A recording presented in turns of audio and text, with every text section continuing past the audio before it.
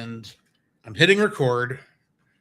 Hi, patrons. Hi, guys. This is Drew. Hello. That's Jacob. Yeah, you can hear me munch. He is scarfing down his Chick-fil-A. Chick-fil-A? Well, it's a chicken. It's technically a chicken fillet. Right. Which fillet, when normally spelled outside of the corporate branding, right, would be spelled Fillet, which that sounds like fillet to me. Okay. If you're being silly. Fair. I need to mute my phone because I'm getting all the notifications saying you're online. You're streaming. Yes. So we have returned from 6 months to the movie we meant to review 6 months ago. Yes. Oh, we got. I got to get Chad up here. Yeah, pull Chad up. I am going to. Let's see. Yes, Batman: Return of the Caped Crusaders Rewind. Yes. Good evening, Paladin Pirate. How are you doing this evening? Hello. We will be starting soon. Yes. As soon as Jacob can get enough of that scarf down. Yes. Without feeling sick eating it. Well, not too sick. Well, yeah, because we don't want, middle of the show. Blah. Prefer not to. Yes. Well, I do have to say, like a mutual friend of ours, I was sitting there talking to him in a parking lot, and he had gotten sick, and he would just, hold on, blah. Hold on, where was I? So anyway, yes, it's like, dude, are you all right? It's like, yeah, it's like your dinner's on the ground. It's like, no, I'm fine. Anyways, theology. Why am I not surprised?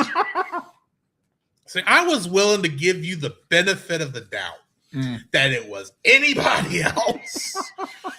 But I know who you mean when you say theology. It's like, well, our good friend, and he is a good friend, he does get stuck on. He does. Things. Am I the only person seeing dark or are helping Jacob hour? What?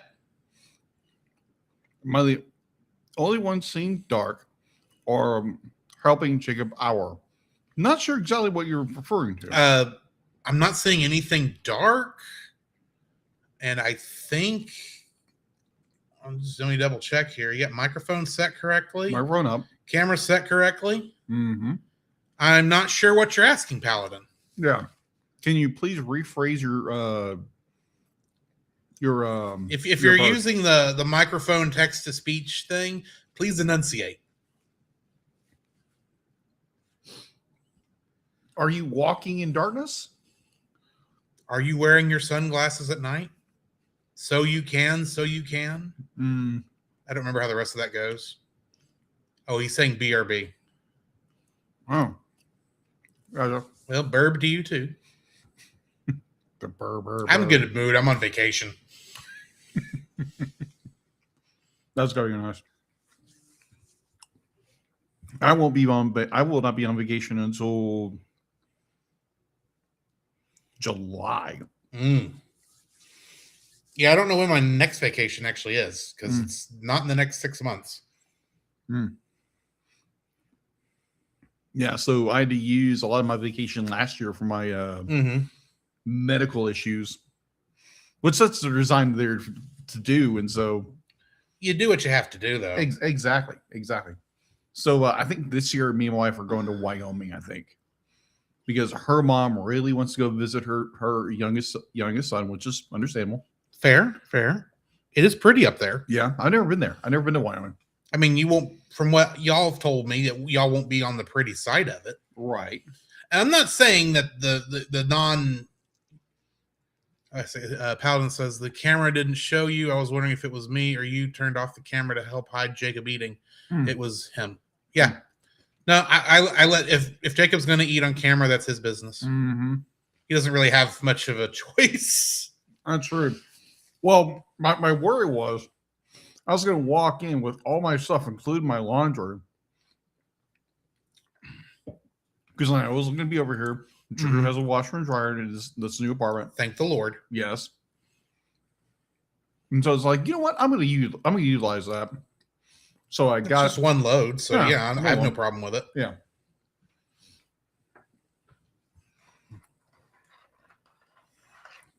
Well, glad to see you too. Yes. Anyway, as I was saying, it's not that the state of Wyoming at all is ugly. It's just there is the Yellowstone side, which is absolutely drop dead gorgeous, and then there's the fields, which is where Ash's brother is, from my understanding. Very true. So it's, I won't say it's the ugly side, but it is the less interesting side. So yeah, we're probably gonna drive there about mid-July. It should take you about a day or so. Yeah, it's gonna take like a day and a half to get there. Because we're gonna be driving my mother-in-law's car. Well, what you do, and this is what we did. Granted, I know Ashley likes the 12-hour drives, but what you do is you take the first 8 hours to Amarillo and spend the night there, and then you get up the next morning and you drive to Wyoming. Now, that's a longer drive than the 8 or 9 hours to Amarillo, but because you got to get over to I-25 and then go through Colorado.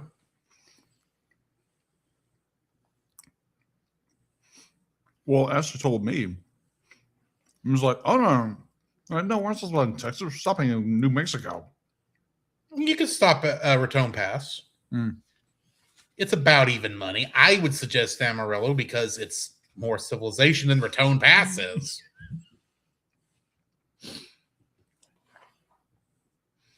Yeah, so it sounds like we're gonna. It's the difference between stopping in Tyler to stay at a hotel versus stopping in Mount Selman. Maybe a little nicer than Mount Selman. Say Bullard. Okay. Bullard versus Tyler is the difference between Amarillo and Raton. Which Raton is Spanish for rat. Oh. Raton. Okay, that makes sense. But do what Ashley wants to do. That's the safer route. You're not kidding. Oh, let me correct myself. Yes, I do love my wife tremendously. This is more like I have learned more and more. If she says we're going to do this, okay, let's do that. At least give it a shot. Okay. Until you prove her wrong. Yeah. Then you can do it your way. Okay. Maybe. Right.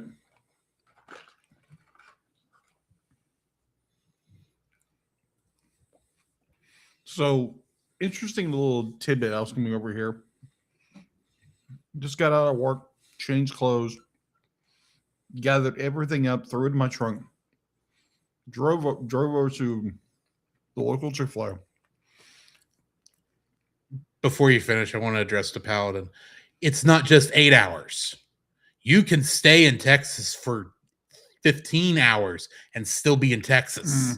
It's called El Paso. And it is a day's drive. Yes. A long day's drive. Very long. And once you get past Abilene, it ain't nothing to see. I agree. There isn't.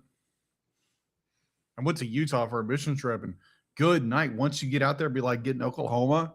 Oh my gosh, nothing. No, the left side. It's beautiful country. Do not get me wrong. But when you can see so far that you can see the back of your head,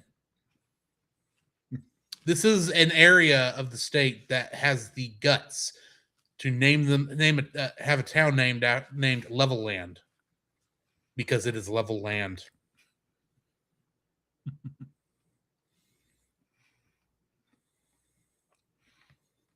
Yeah, Texas is the second largest state in the union. So, yeah.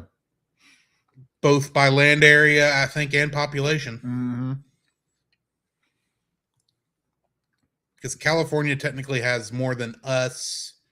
New York's going to be close because of New York City, but I don't exactly know on that. Right. And then you have Alaska, which is more just which physically is bigger than us. Physically bigger, but there's more moose than people.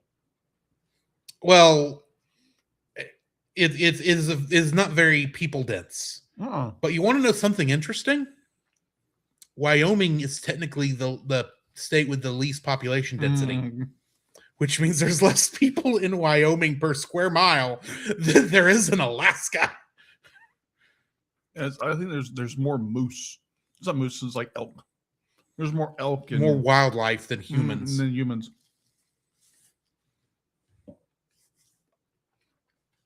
Which is the weirdest thing. But that'll be interesting. It's, oh my gosh, it's like, wait, there's more of these in this state than there are people. You won't see them unless, well, we didn't really see any wildlife till we got to Yellowstone. And then every car for miles would stop as if they're just seeing a majestic, a miracle, an angel from on high, all taking pictures. It's like, guys, it's a buffalo. We've seen 30 in the past 10 minutes. I'm trying to get back to my hotel room. Do you not smell the sulfur pit over there? Because I can. Move. Also, don't pet the fluffy cows. No, because they'll eat you. Or they'll bite you. Or the bears.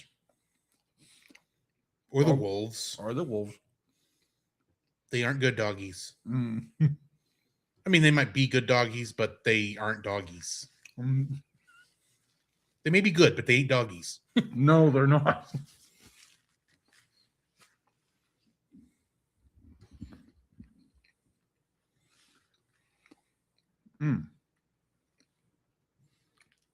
Almost there.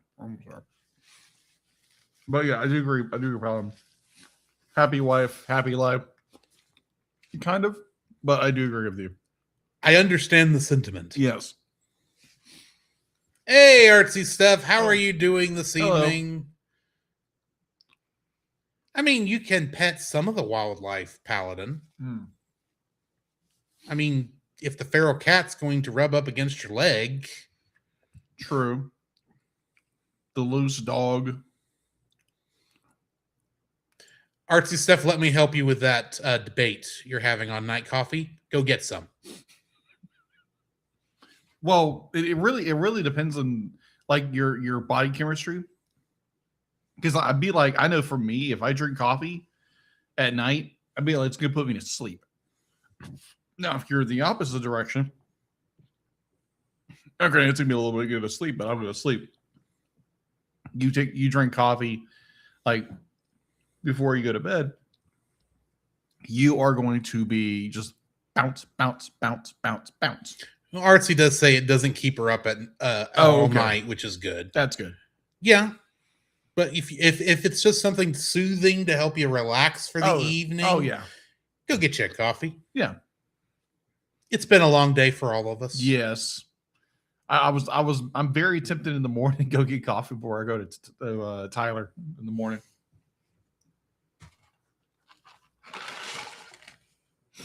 But yeah.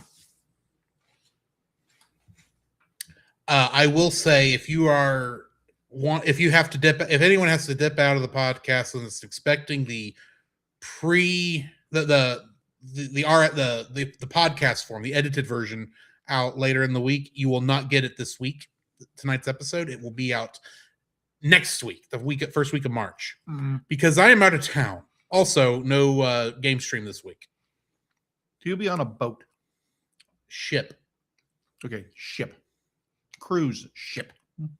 I'll be in the Gulf. Notice I did not specify if it was American or Mexico Gulf, because that's a political hot topic I don't give a flying banana about, because I've called it the Gulf my whole stinking life, except in geography class. Because around here, if you say the Gulf, everyone knows what you're talking about. Yeah, Gulf. The Gulf. Now, if you go outside the region of the Gulf of Mexico. Well, I mean, technically, we will be on the Caribbean for 2 nights. Okay. But, I mean...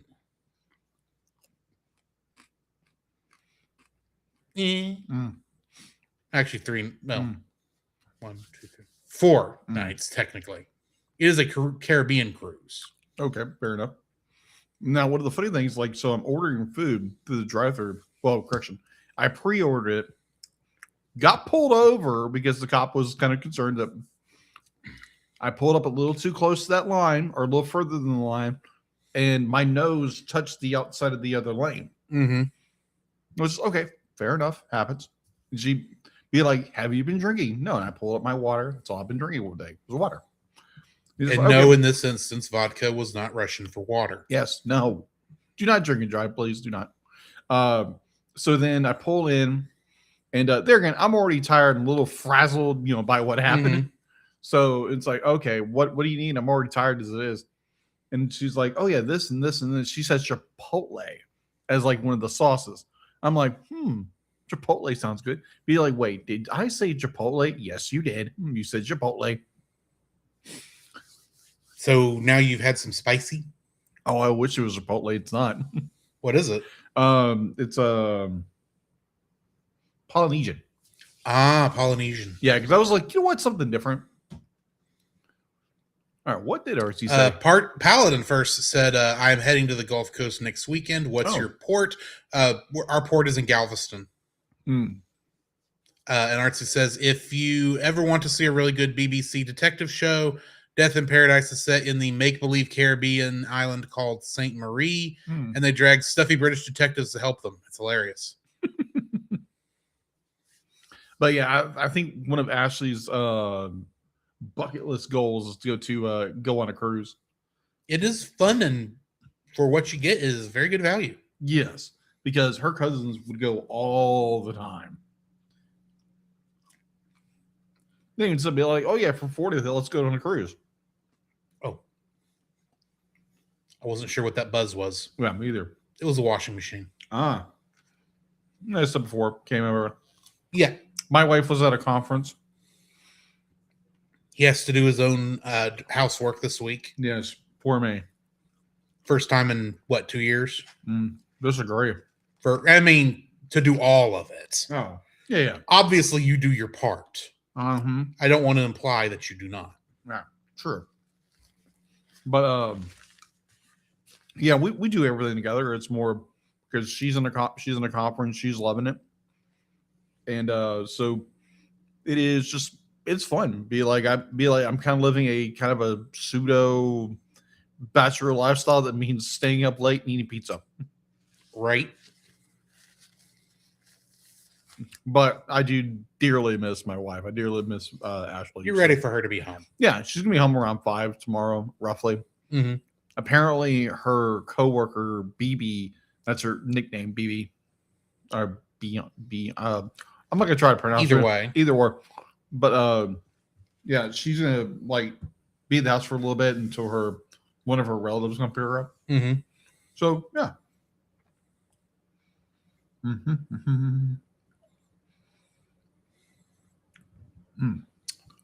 So Paladin Pirate says to Artsy Seth, that's an awesome show. They use Guadalupe. And then Artsy Seth says, hey, somebody knows about it. Yeah, the closest area is Guadalupe.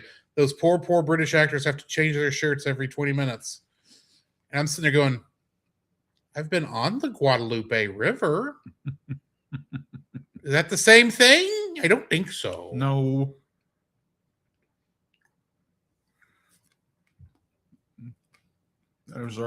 Technically, it was the Comal River, but that's part of the Guadalupe watershed. Right.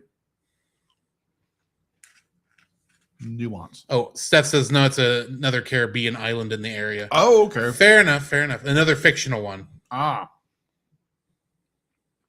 Wait. Hold on. I'm assuming it's fictional. Right. Hold on.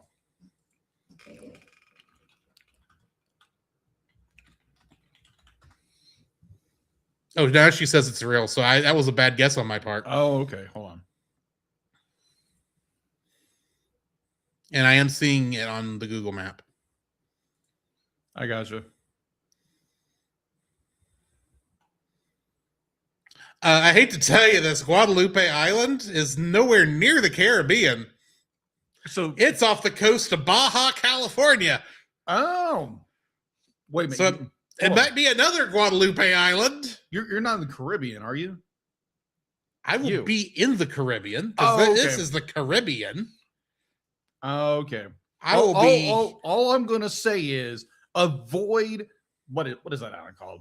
Little St. James and Big St. James. Avoid them as possible. I will be here, somewhere up here, not Cancun, but I can't find the island off of. Oh, yeah, I'll be here, somewhere in here, Yeah. and then down here is an island somewhere. Oh, okay. He shows me a map. Yeah, I'm on the Google Maps. But but Guadalupe Island is way over here in the Pacific. Oh, okay. That would be a cool trip, though. Well, and it is technically possible, I guess, because there are some cruise ships that go through the Panama Canal, but that's a long cruise. Mm-hmm. Says it's by Montserrat. Montserrat.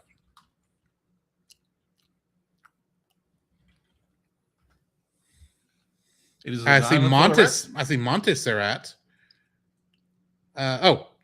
That's a different spelling of Guadalupe. Oh, I think that's the Portuguese spelling of Guadalupe, not the Spanish. Yeah, because we all know it'd be like all those territories have been swapped and all that good stuff about, stolen land and all that kind of stuff. There's a reason those movies are called The Pirates of the Caribbean. That's true. Because they all been owned by everybody else before. I mean, technically, Galveston was owned by pirates for a while, too. That's true. One of my relatives. No, I do not look at gold and go like, oh my gosh, I'm out of it. Just to let you know. Just don't eat. He was French. Just don't eat any of the devil fruit. You're fine. That's a good mission I'm probably most likely be working on. I'm excited about that one. Archie says, wait, what? Really? Texas Pirates? Kind of. Yeah. Way back before the colonial settlements. During. It was during? Well, during. I know the island was discovered and named Galveston Island back before a lot of the colonial stuff. Oh, yeah. Yeah. But Jean Lafitte. Jean Lafitte. Yes. Famous pretty pirate. Much captured the island for many years and didn't get run out till I was reading about this earlier. That was he got ran out like right before the Spanish. He got run out by the Americans and then the Spanish took over. That is true. Because it was the US Navy that ousted him. But then they didn't stay there. That is true. You got a trash can? Right there. I need to put a bag in it though. Hang on. Yeah. We'll get started in just a second, guys. It's been a long week, people. And thankfully, next week, we're off.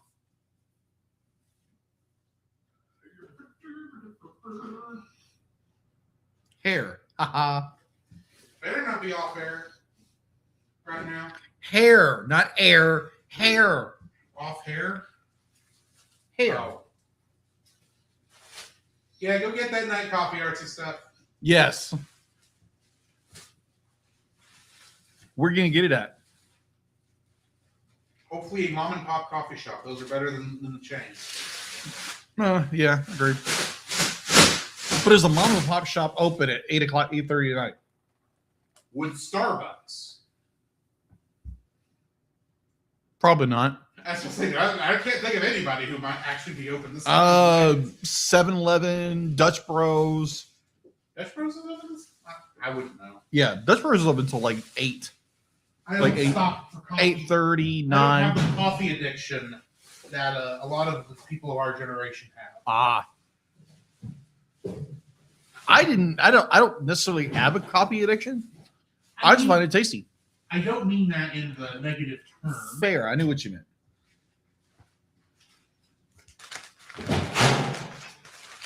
Dunk on.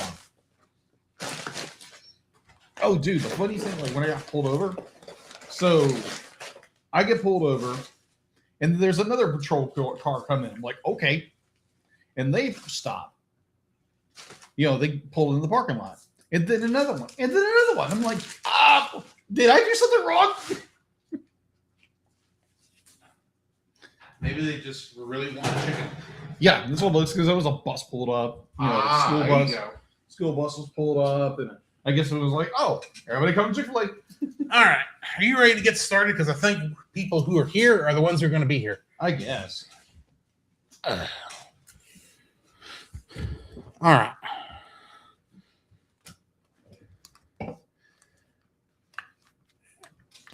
The Cellcast is recorded in front of a live streaming audience.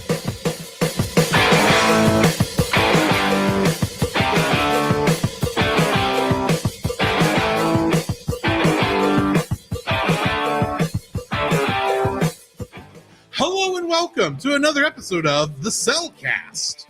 Joining me tonight is a man who, well, he just can't find a way to get rid of that bomb. Welcome, Jacob. It is a perfectly good bomb, too. Just saying. No, that's a different podcast. Yes, very much so. Why, thank you. Let me introduce our co-host, a man that is... You know when you write something and then you can't read it? Don't look over here. All I was going to say is, of all of the two people sitting at this desk right now, that do legitimately have, well, I'm just saying I'm the one with the bad handwriting, but then you're the one with the reading disorder. I do the reading disorder. Just say it. All right. Why, thank you. Let me introduce our co-host, a man who that desperately degenerate, no gooder. Welcome, Drew. Well, I see how things are. You're welcome, Roy. I should be saying, you need better material. That was one of my favorite lines in this. I agree. That was kind of funny.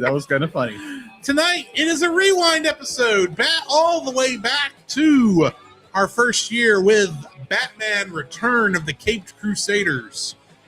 One of the first episodes I got onto the show. Yes.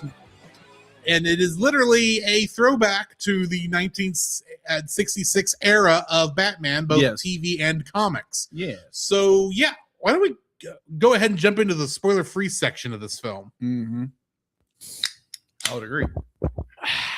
Certified fresh and spoiler-free. So I think I've seen this maybe a total of 4 times. Ah. I watched it once when it was in theaters, because I did actually get to see this in a theater. Oh, okay. There was one other person in it, and they left halfway through because they thought it was going to be a newer live action, a dark Batman movie, I guess. Yeah. I didn't ask you. I could just kind of tell this was not what I came here for. Well, I could see where it's like, oh, it's Batman Returns. You know, it's Batman Return, the Cape Crusader. I can see where someone would get that, mix that up. I can see how you'd get it confused, but you'd think the trivia track thing where it was showing pictures from the movie, and it was very obviously 60s themed, that they would have gone, oh, wait, this is not what I thought it was. But yeah, I saw it there, and then I bought the DVD, and I watched it there, or the Blu-ray. I watched it then. And I'm then about to say, you bought a DVD? This was a Blu-ray. And then I bought DVDs back in the day when that was what you could get. And sometimes that's just as good as the Blu-ray in a lot of cases. Agreed. But, and of course, I watched it for our original recording of this. True. Actually, take it back. This is technically my 5th viewing of this because I watched it in August. Oh, okay. Right before we were going to review this. That's right. And right before the waterfall. That is true. I didn't get a chance to watch it. Yeah, because I literally discovered the waterfall when I came home to grab the Blu-ray because I had left it at home. You did. And I was going to bring it up to the church to give to you. Mm-hmm. And I never made it to the church. And then you gave me a text and sent me a picture and be like, I've got an issue. Yeah. I had an issue. And so now, 6 months later, we're finally getting back to it. Yes. And this was the one rewind episode we put up this year that we did say we are doing this one because we were supposed to do it last year because that's how the vote came out. Yes. But we had to cancel it and couldn't get it back into the schedule in time. Yeah, so it's now a rewind. So now that's why this rewind is this is technically a 2025 rewind in 2026. But either way, Yes. I do enjoy this partially because I do enjoy, of course, Batman 6, the old Batman series starring Adam West, Of course. and of course Batman the movie starring Adam West. Right. Uh, That'd be like, to be fair, that was the only Batman 60s I ever watched as a kid. that's fair. The only thing. Well, granted, for a while there, that was the only Batman 66 you could get. True. Because 20th Century Fox owned the movie outright, Right. but the TV show was split between 4 copyright holders. Mhm. One of them was Disney because of ABC. Oh my gosh, you're not And kidding. they were not being nice to each other until Yeah. about 10 years ago when we got the Blu-rays, as you can see back there behind Jacob if you're watching the video. Yes. And I will say, if you have the time, you should at least give a couple episodes a shot. It is a fun show. Just don't go into it expecting. Just don't go in there expecting it to be Batman the Animated Series or the Dark Knight trilogy or Snyderverse or anything like that. Yeah. This is not the Dark Knight Returns. Even though they reference the Dark Knight Returns. They do reference They actually reference a lot of things you wouldn't think they'd reference. CCR, that kind of thing. I was like, many different things. yeah. I will say though, if you're going into this like I originally did, expecting it to be a throwback to Batman, the original series, and notice that they do a lot of things that show did not do. Yeah, and it's still kind of its own thing. That's because this is not really an adaptation of that show. It's an adaptation of the modern Batman 66 comic, which was meant to be a throwback, and it's more based on the feel of the old of that era of comic books, the golden age of comics, or actually, I guess that's technically silver age. Yeah, of comics, which includes the 66 TV show. Right. So it's an amalgamation of both of these things. fair. And I just realized I have a Batman shirt on, and it's the Act Right Batman shirt. Like you didn't plan that. I honestly didn't. Bravo. I had been too busy prepping for my trip that I just threw on a clean shirt, and I picked the right one. Sorry. I would say it's sorry. It's very apropos. I just wish it was intended. But yeah, I do enjoy this film. Just don't go into it expecting it to be a straight up Batman's 66 TV show connection. It is more based on the feel of that time period. Yeah. So, and what are your thoughts on this? My thoughts, the last time I watched this was for our original review of this in our first season back in 2019. Yeah. So again, 7 years ago. 7 years ago.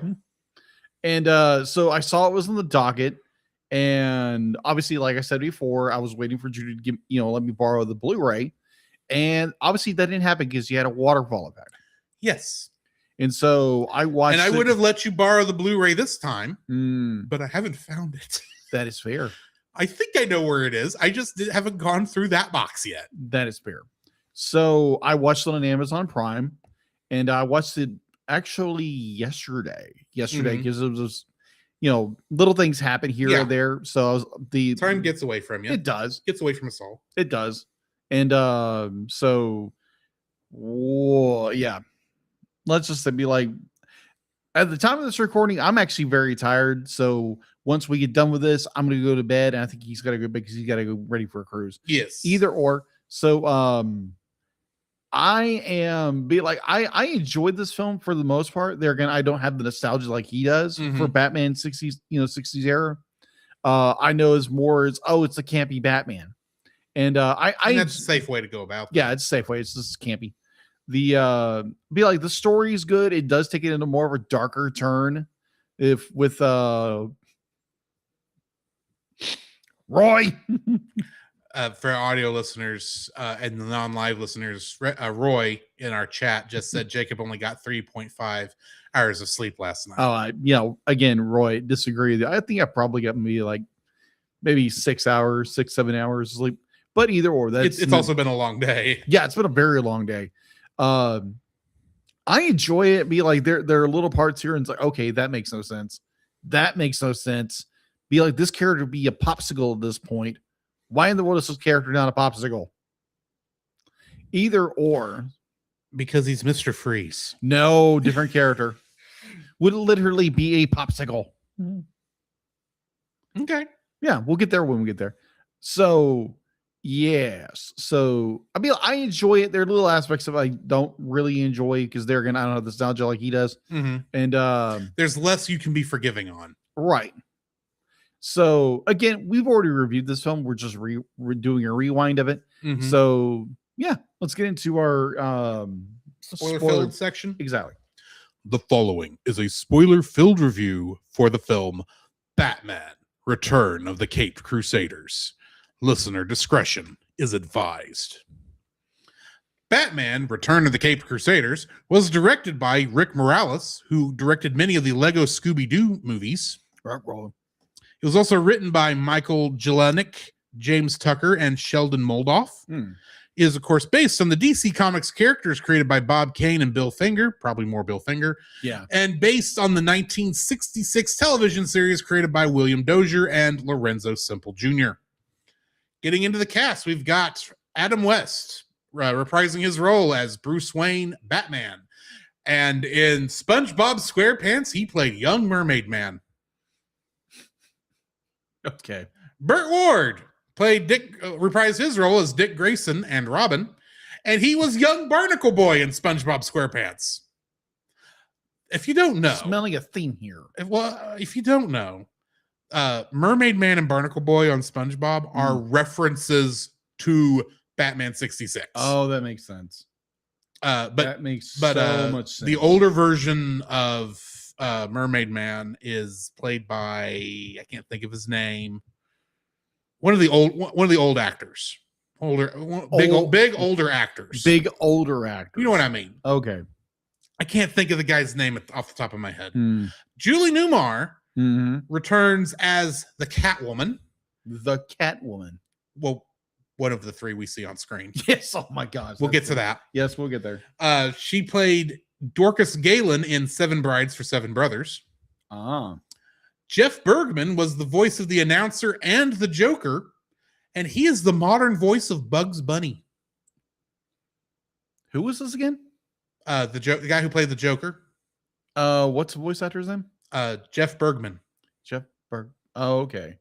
Oh, okay. I'm thinking of another actor. Okay, yeah. Never mind. Okay. William Salyers played the Penguin, and on regular show he plays the raccoon Rigby. Okay. Wally Wingert was the voice of the Riddler, and in Final Fantasy VII Advent Children, he played Rufus Shinra. Oh, okay.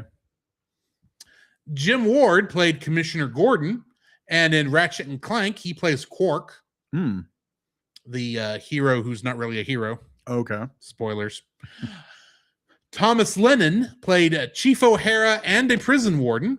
And he doesn't have many acting credits, but he wrote the original, the first movie in Night of the Museum. Oh, okay. Steven Weber played Alfred Pennyworth. And in Ultimate Spider-Man, he played Norman Osborn / the Green Goblin. Oh, okay. Gotcha. Lynn Marie Stewart played Aunt Harriet. And in American Graffiti, she played Bobby. Oh my gosh. And character. Serena Irwin played Miranda Monroe and the other two Catwomen. Oh, okay. And she was SpongeBob's mom in SpongeBob SquarePants. More SpongeBob references. When I saw that connection, it's like, well, I got to bring that back. Kingdom Hearts connections. How many do you think we have? Wow. Okay. One, I just took a really large sip of lemonade. That was really sweet. Really dark. Okay, that'll wake the dead. 4? I will give you this one hint. Normally, when I do a Kingdom Hearts connection, I'm pulling from the entire cast list. And most of the time, I don't give the entire cast list in my cast list. I only give the major characters. Oh, okay. This is the entire cast list. 2 then. Paladin Pirate is also saying Mhm. 2. I know Roy is wanting to say 3.5. You just can't get it typed out fast enough. Haha. But the actual answer is 1. 1. Okay. Only 1. And that was Wally Wingert, Oh, okay. who, of course, was the Riddler in this. But he played one of the Lost Boys, Cubby, in Kingdom Hearts. Oh, okay. So that's all I've got in cast list. What do we got in info and stuff All right. So, info and stuff. for this straight to Blu-ray movie Yes. with a Fathom event, which is how I saw It does in have a theaters. Fathom event. IMDb has a 6.7 out of 10. Rotten Tomatoes has the reviewer score is Mhm. 94. The audience score is 68. Now, if I did get those numbers flipped, I do apologize. Fair. You can watch this on Amazon Video for $3.99. Physical media, if you're wanting a physical copy, it's available on Amazon Video, Amazon Prime, for $10.98 on Blu-ray. But if you happen to have YouTube Premium, you can watch it for no additional cost. Oh, okay. Because that's what I did. Also, Batman versus Two-Face is on there for the same deal. So you Really? can watch the sequel and watch William Shatner be Two-Face. Interesting. All right. So production was Warner Bros. Animation, DC Entertainment. I always have a hard time with distributed. Distributed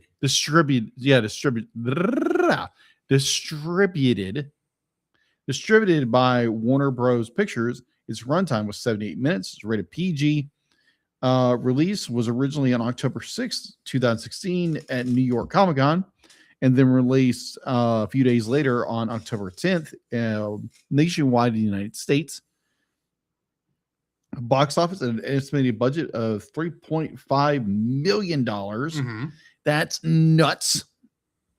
But you can see, where they put into it. Yeah. It only grossed in theatrically. Mm-hmm. It grossed only $56,711,000, whatever. But remember, it's only in the theater for maybe 2-3 nights. Yeah, it's not total. Yeah, and did not have a lot of theatrical. It was a Fathom event, so you had to know to keep an eye out for it. Yeah. So for those things, home release. The film was later released digitally on October 11th, while the deluxe edition DVD and combo pack Blu-ray of the film was released on November 11th. Fathom Events Cinema released the film in select theaters for one night only on October 11th, which is probably when I saw it. When he saw it. It was also released for a limited time in Australia on October 8th through the 9th, the same day. The film was released on DVD and Blu-ray in Australia on December 28th of 2011. So that is all I had. Wait, 2016. Sorry. No worries. I was like, wait a minute. They got it almost like a half a year early. That's sane. But no, that's all I have for info and stuff. All righty, getting into the summary. Yes. At stately Wayne Manor, Bruce Wayne and Dick Grayson watch their favorite show, Gotham Palace. During the programming, a band that was supposed to play on the show was revealed to be hidden and replaced by the Joker, the Penguin, the Riddler, and Catwoman. Bruce and Dick suit up as Batman and Robin and head to the Gotham City Police Department, where they receive a riddle from Commissioner Gordon and Chief O'Hara. They discover that the villains are robbing the Acme Atomic Energy Laboratory of the replication ray, which can duplicate anything. After a brief fight, the criminals manage to escape Batman, but leave behind a clue which leads Batman and Robin to their lair in an abandoned TV dinner factory. While discussing what to do with the replication ray, Catwoman reveals her plan to make Batman join their side with a scratch from a substance called Batnip. Cat scratch fever. After Batman and Robin break in, they're defeated by the criminals and trapped on a frozen food tray, heading towards a large oven. Catwoman uses her Batnip on Batman, but he is seemingly unaffected by it. The two escape the trap after the villains leave the factory. Back at Wayne Manor, Bruce starts showing signs of aggression after Harriet Cooper nearly discovers the Batcave. He blames Alfred Pennyworth for the incident and fires him, leaving the butler to wander on the streets homeless. After days of not finding Joker, Penguin, Riddler, and Catwoman, Batman deduces that the four are no longer on Earth and have hijacked a space station. He and Robin go into space with the help of their bat rocket. At the space station, Joker, Penguin, and the Riddler betray Catwoman, distressing her due to her feelings for Batman. They try to throw her out into space, but she is rescued by Batman and Robin and aids them in defeating her former allies for revenge. Which used to be a kitty-sickle at that point. I will defend that. Batman savagely beats the three men and recovers the replication ray, but Catwoman escapes in an escape pod in the process. Surprise, surprise. After the mission, Dick expresses concern towards Bruce's increasingly hostile behavior. Bruce ejects Dick from the manor and takes a break from being Batman, resulting in a crime spree in Gotham City. A few weeks later, Batman returns to the Gotham City Police Department and blames the police for the increase in crime. He uses the replication ray on himself to replace most of the jobs, citizens, and political figures in Gotham with his replicas, planning to take over the world. Of course. Dick realizes that the Batnip has a delayed effect on Batman, goes to Catwoman's lair as Robin to request her help in curing Batman. She agrees as the effects of the Batnip were more severe than she had planned. The two take the Catmobile to the Batcave where Catwoman attempts to give Batman the antidote, but having anticipated this, Batman reveals that he took the Bat antidote, nullifying Catwoman's antidote. Batman defeats the two in a fight and leaves them to die in the atomic pile, but they survive thanks to Robin's Bat anti-isotope spray. Knowing they cannot take on an army of Batmen by themselves, Robin and Catwoman disguise themselves as prison inspectors and will break most of Batman's rogues gallery from Gotham State Penitentiary by claiming to Warden Crichton that the ball and chains and pickaxes are not in good shape, replacing them with versions that carry the villains out of the prison. While a prison guard tells Crichton that Joker, Penguin, and Riddler did not escape, the three of them mysteriously turn into a pile of gold dust. I wonder why.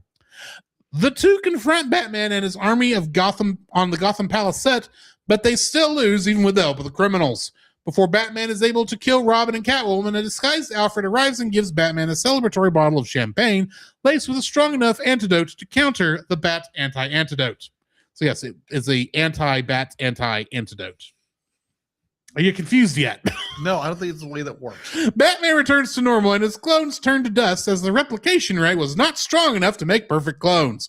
Batman and Robin realize the Joker, Penguin, and Riddler tricked them by having them arrest copies of them, while the real ones had been robbing the city blind, using Batman's behavior change as a distraction for their crime spree, knowing the Batnip would work as they spiked it with Joker's laughing gas formula to make it more potent. After catching them robbing the Gotham Art Museum, Batman, Robin, and Catwoman chase them to Penguin's blimp, where the villainous trio are defeated after getting knocked off the blimp and falling to a safe location to be arrested. Catwoman tries to escape with the stolen loot, but Batman stops her. Unwilling to be imprisoned, Catwoman allows herself to fall into a smokestack. Bruce and Dick then throw Harriet a surprise birthday party, acting as if the secret they had been hiding from her they had been hiding from her. During the party, Bruce and Dick are called away by the bat signal. Getting into the trivia for this, Adam West, Burt Ward, and Julie Newmar all reprise their roles from the original TV show. They represent the only major cast members of the 1960s TV show action series remaining at the time of the film's production, with Cesar Romero, who originally played the Joker, Frank Gorshin, who originally played the Riddler, Burgess Meredith, who originally played the Penguin, and Eartha Kitt, who was the third actress to play Catwoman, had already died. Yes. During a fight at the TV studio, the camera operator switches the camera to fight scene, and the camera tilts to the side in a Dutch tilt, which was used throughout the Batman 66 TV series and filmed to depict the crooks' hideout because they were crooked and off center. It works. Agreed. And I have something to say about that later in this episode. I'm not surprised. I mean, like it's brilliant, but it's womp womp womp. While confronting the villains, Batman says, "You want to get nuts? Let's get nuts." This is a line that Michael Keaton says in Batman 1989. And yes, Adam West does say this, and it kind of sounds weird coming out of his mouth. But also, while aggressively fighting the villains, Batman says, "This is an operating table, and I'm the surgeon," which was an iconic line from Frank Miller's comic, The Dark Knight Returns. Yes, it is. Also, Catwoman says that she will give up her life of crime if Batman will run off with her to Europe with her and drink tea in a cafe. Much like the ending to The Dark Knight Rises 2012. That was the, like, To which Robin says, "Holy disappointing ending, Batman." I just got that. Be like, I was like, wait a minute, that sounds really familiar. And I was like, oh. Yeah, that's what it is. Oh my God. I wouldn't say it was disappointing. It was more like, oh, okay, that's a nice twist. Mm-hmm. After Batman goes... You're wrong, Robin. Yeah, I disagree. After Batman goes bad from the Batnip, and he tells the Commissioner and Chief O'Hara that he's going to keep the duplicating gun in the Batcave, after the Commissioner praises him with the standard overthrown compliments, they turn and find Batman gone. This is a textbook to the Batman move in nearly every other version of Batman, including Batman the Animated Series, where he takes advantage of a distraction to mysteriously vanish. But the 1960s TV version never did this. He walked out the door. However, here, all three, Robin included, remarked that that's not like Batman at all. Not your Batman. In the Batcave, there are two costumes, one paying homage to the cinema serials of Batman 1943, True. and the other having homage to the first comic book appearance in Detective Comics number 27. So he had purple gloves. Exactly. Mm-hmm.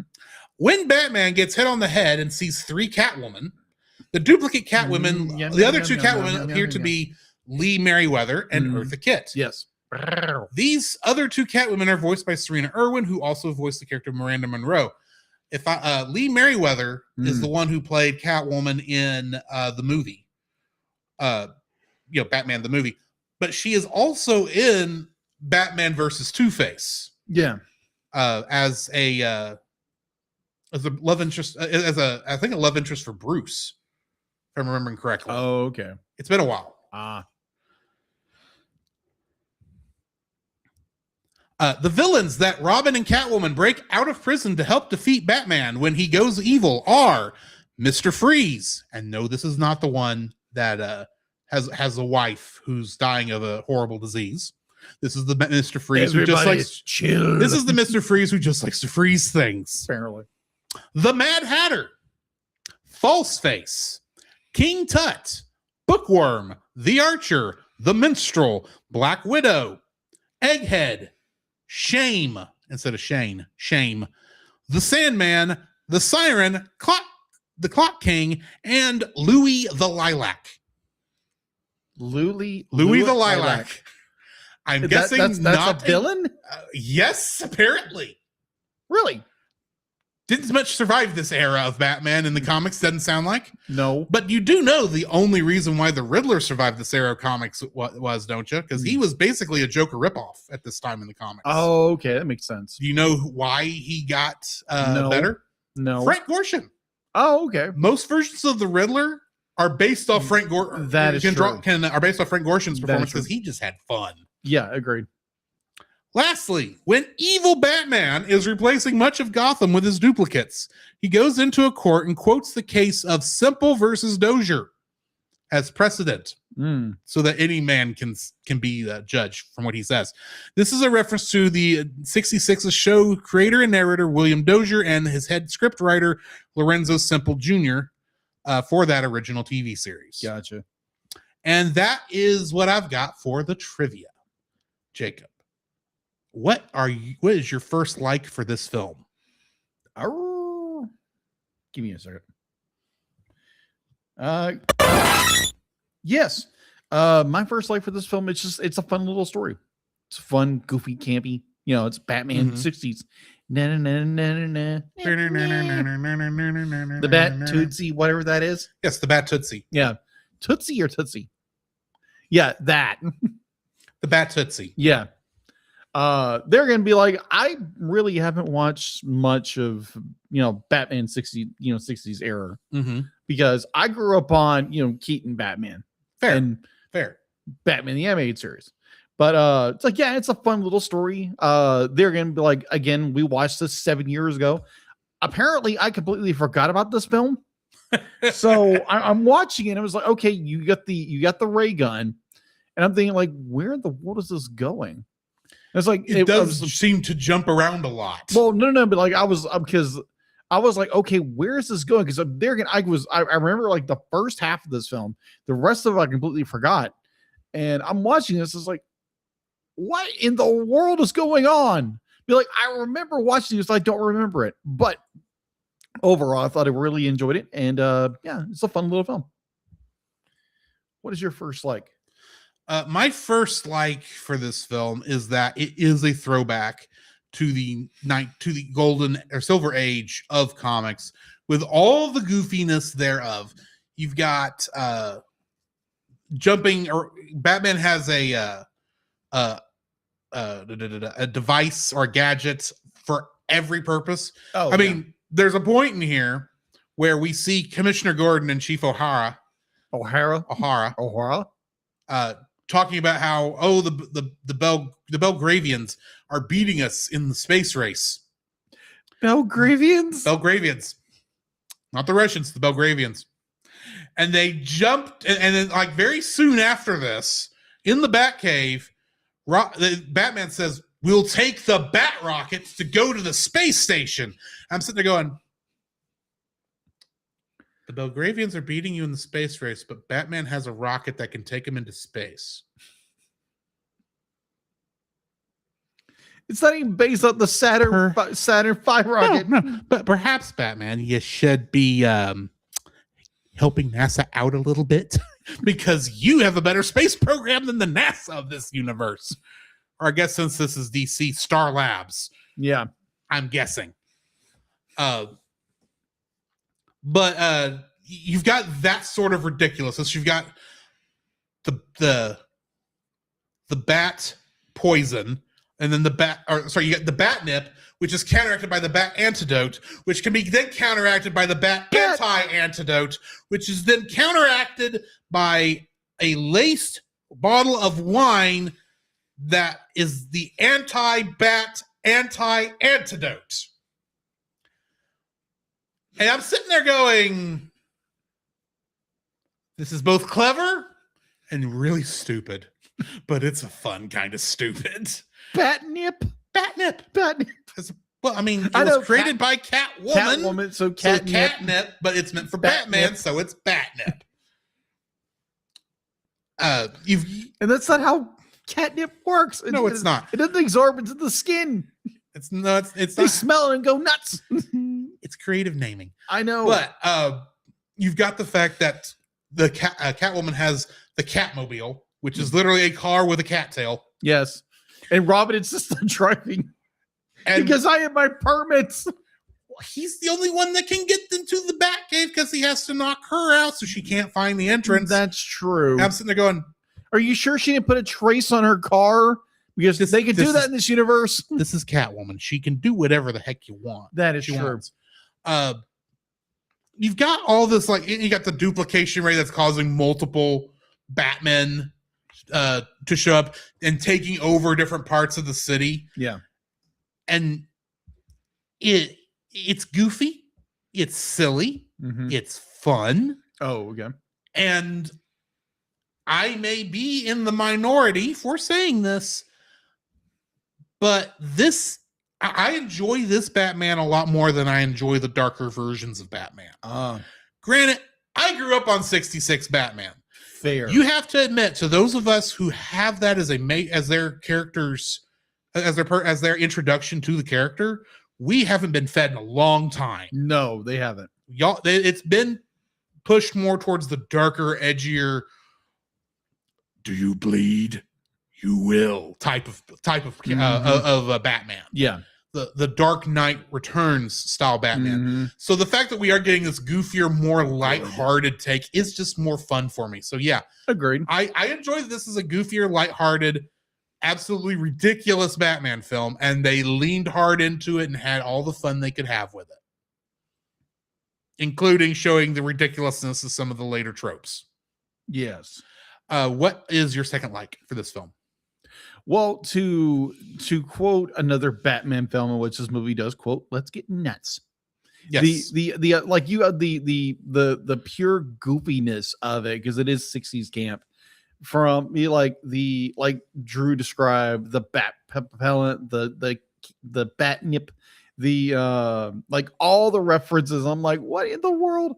Oh my gosh, they pulled this joke. This is so lame, but it's so It fits. it fits with the error and what they're doing, and be like, oh, what was it? What was the CCR reference? I think it was the Joker who said something about was oh, no, it wasn't Pale Moon Rising. Somebody says I see a bad moon rising. Yeah, Bad Moon Rising. It was the Joker. Bad Moon Rising.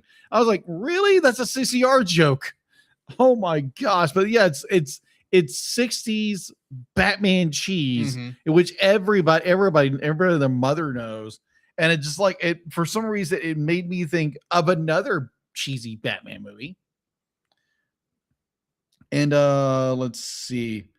What killed the dinosaurs? The Ice Age, that kind of thing. Yes. Because I think that movie kind of pulled a lot from this era of Batman. It was pulling more from the 60s era of Batman. It was. I will admit that. Yeah. It just didn't do it very well. No, it'd be like, I mean, don't get me wrong. I have a special love for those two films, Okay. Batman Forever and Batman and Robin. True.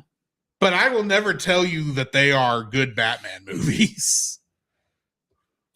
Oh, Batman and cheese. Okay, that's an interesting one. It's artsy. So yeah.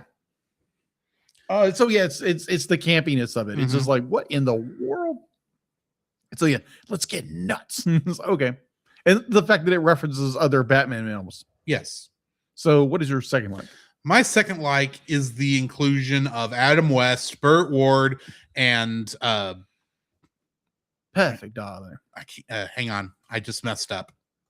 You just messed up. I just messed up. I'll start that line over. Because I scrolled on the wrong thing and it threw me.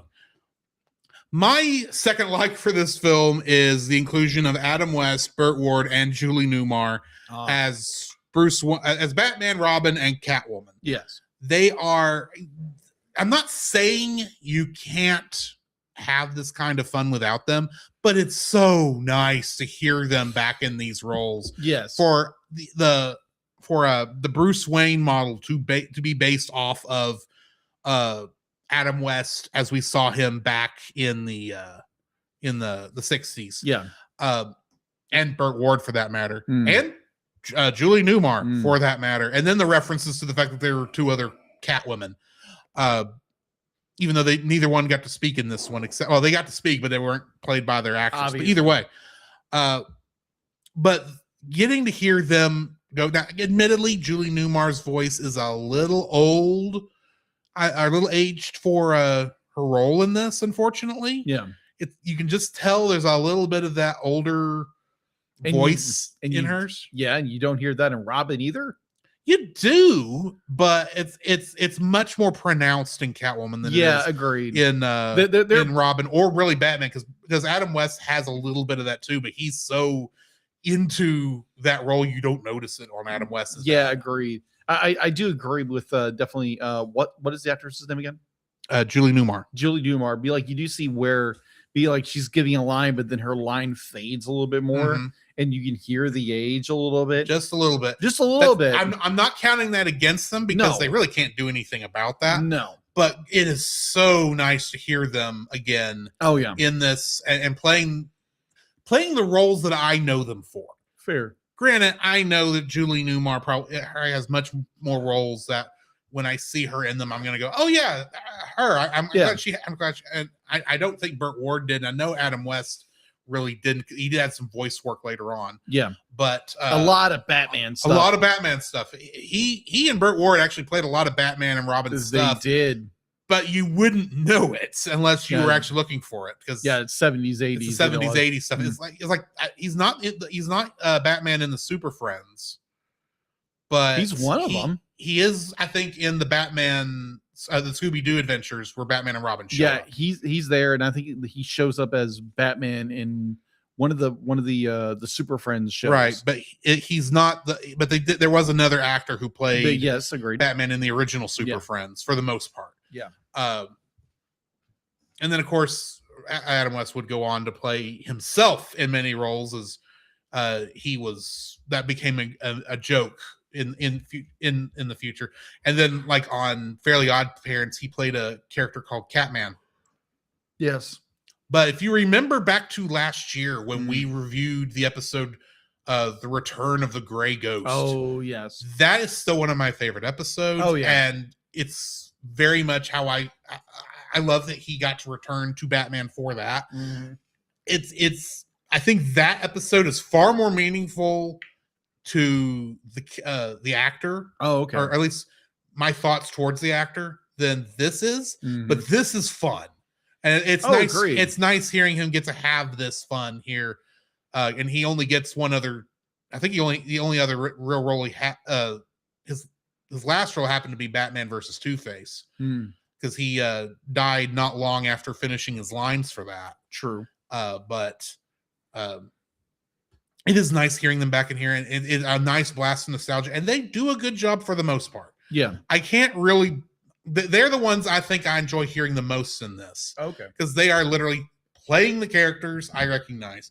And one of the things that's going to pop up later, I'll tell you, is that one of my disappointments for this is the fact that the people who are not the returning actors, they don't quite get the roles down. But except for Wally Wingert, but we'll get to that in a minute. Right. What's your third like? My third like of this film.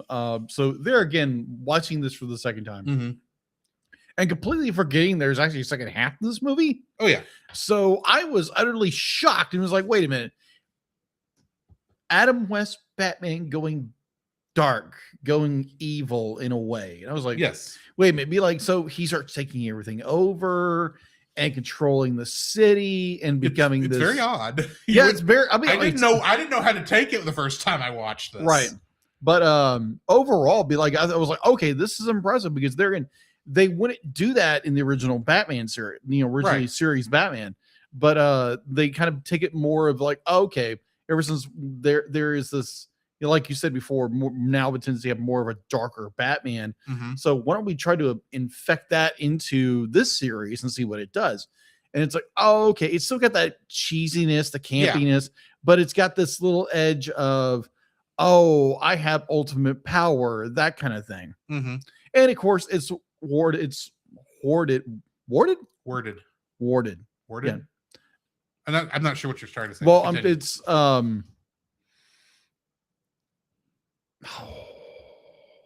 don't you love it when you got to ward your Are you trying to say hoarded? No, not hoarded. No, it's where somebody like it's resolved. Solved. I'm not sure. I'm sorry. It's there's a resolution to it. There's a resolution. Yeah, it's getting very because I kept thinking Burt Ward for some reason. I kept saying Ward. It's like no, it's the wrong word. But either or, the resolution was really good because it was so freaking campy. I was like, what in the world? An anti solution? Okay, interesting. With a bottle of wine. Okay, cool. But I really enjoyed the fact that they did steer into that Dark Knight kind of. They let Adam West actually be the Dark Knight for a bit. They did, but the problem is in that universe that means he's one of the rogues gallery. Yeah, in a way. So yeah, I enjoyed that. I really enjoyed it for the moment it was, and I was actually surprised by because I didn't remember that part of the movie, to be honest. Anyways, so that's my third and final look. My third like for this film, as I stated earlier when we were talking about the fight scene where it goes into the Dutch angle. Yeah. In the original Batman 66 show, not just in the fight scenes, but any scene that took place where it was focusing on the villain or his underlings, it presents it in a Dutch angle because they are off center, their moral compass is askew, that sort of thing. It's to give you the idea that they are crooked. One of the things I love about this, and it is very subtle. Like I didn't catch it the other 4 times I watched this. I caught it this time. At the times where Bruce Wayne or Batman, depending on which costume he's wearing, is leaning into that evil side, the camera is using Dutch angle. It does. You're It's right. not obvious. No, it's not. But you think about it, yeah. But that scene right when he dismisses Alfred, Mhm. it's at a Dutch angle. It does. And I didn't notice it at the time. I Mhm. just thought, oh yeah, this is just a nice creative angle. It's like, no wait, that's a Dutch angle because he's a bad guy. He's crooked. This is playing by Batman 66 cinematography rules. I was not expecting that for whatever reason. And the thing is, they play into it at the fight scene because they do the whole Dutch angle joke. Mm-hmm. But they did it throughout the whole film. They did. They just didn't point it out, which the original show never really pointed it out. Granted, it was more subtle in this than in Batman 66. At the beginning, it slowly got kind of more obvious the more you're going, but some of those scenes where Batman is at his darkest are in space, so you're already expecting the anti-grav to have the camera doing weird things. So the fact that it's at a Dutch angle the whole time is not obvious. I was watching going, holy crap, how did I never notice this? In the other 4 times I've seen this film, that it actually, when Bruce Wayne is being the villain, he goes to a Dutch angle, and when he's not being a villain, it's back to normal. It's like, I just love that. They didn't have to do that. That was a nice touch. I appreciate it. And it worked with what they were doing. I can't believe they actually used the Dutch angles like they would in the show. I don't know why, because this is obviously meant to be aping on the style of the show. So of course they would use Dutch angles. But the Dutch angles, for the most part, are kind of subconscious. And so I kind of knew when I watched this originally that, Batman's being evil because he's saying he's dismissing Alfred. And that's not like this Batman at all. That's not like any Batman at all. But it's like, but the fact that when I go back and notice, I go, oh, he's crooked. That's awesome. So yeah, the actual use of Dutch angles on Batman is my third like for this film. Oh, wow. The very well done placement of those Dutch angles. Agreed. What's your first dislike for this film? My first dislike. Okay, so this is a nitpick, and I don't remember because it's been 7 years. If I brought this up or not, because again, this is a very classic trope from this era, is the fact that they get a clue and they literally draw the conclusion, oh, it's here, and they're right about it.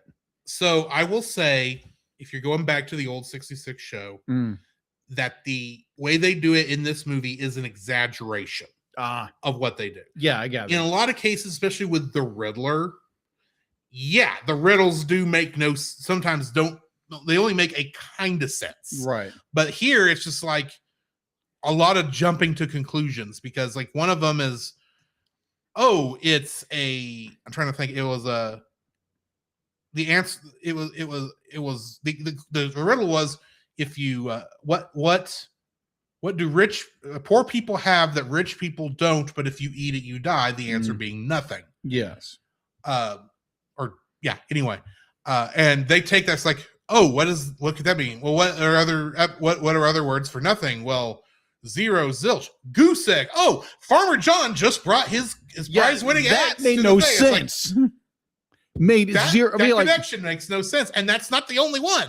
Because then, like after that, they figure out, it's this other thing that's somehow connected to the egg. Aluminum foil. Yeah, it's aluminum foil, and that I'll admit with to you right now, gravy on it. It could have been someone's supper from the night before. It could have been a lot of different things. Yeah, but so yeah, I will admit I do agree with your dislike. Not as much. It's not as much a dislike because I just kind of let that pass. Right. But I do understand why it's one of yours. Yeah, it's where they draw this very hyper conclusion, and they're completely right about it. Because I'm thinking in the back of my head, it's just like you drew that from a piece of tinfoil with starch on it. Well, admittedly, it's like, because I understand where they do the joke with the microwave meals. Meals, that was a new thing back in the 60s. I get that. But at the same time, abandoned frozen food factory. The abandoned food factory. Okay. Be like, you take Batman the Animated Series, be like, you get little clues here and there. It's okay, he figures out he's a great detective. Right. This movie, like you said, it's a little more exaggerated how they do things. And I'm thinking like, okay, be like, you drew that conclusion to there because of an egg delivery, and then something else is being delivered the exact same time, which has no parallel to anything. Mm-hmm. And be like, and you like, it would be like, okay, like a detective who has a clue and he draws the conclusion, and yet he has no basis for that reality, and be like, you think that's, again, I get it, it's 60s error and that kind of thing. So yeah, it's campy and silly, but it just drove me nuts. Well, that's going to kind of lead into my first dislike. Okay. There are a lot of decisions made in the writing of this film that feel like they are doing that thing that the show was made famous for. So you brought up that whole thing with the zero goose egg thing, which I think that's meant to be a reference to when they in Batman the movie, when they figure out, it happened at sea. C for Catwoman. And that exploding shark was pulling my leg. The Joker. All adds up to a sinister riddle. Riddler? That's got to be what it's a reference to, because that's about the most exaggerated. That's like the worst one they ever did. Yeah. It's funny at the time, but agreed. But they exaggerate it more here, and it's a little too much. There are other little things like the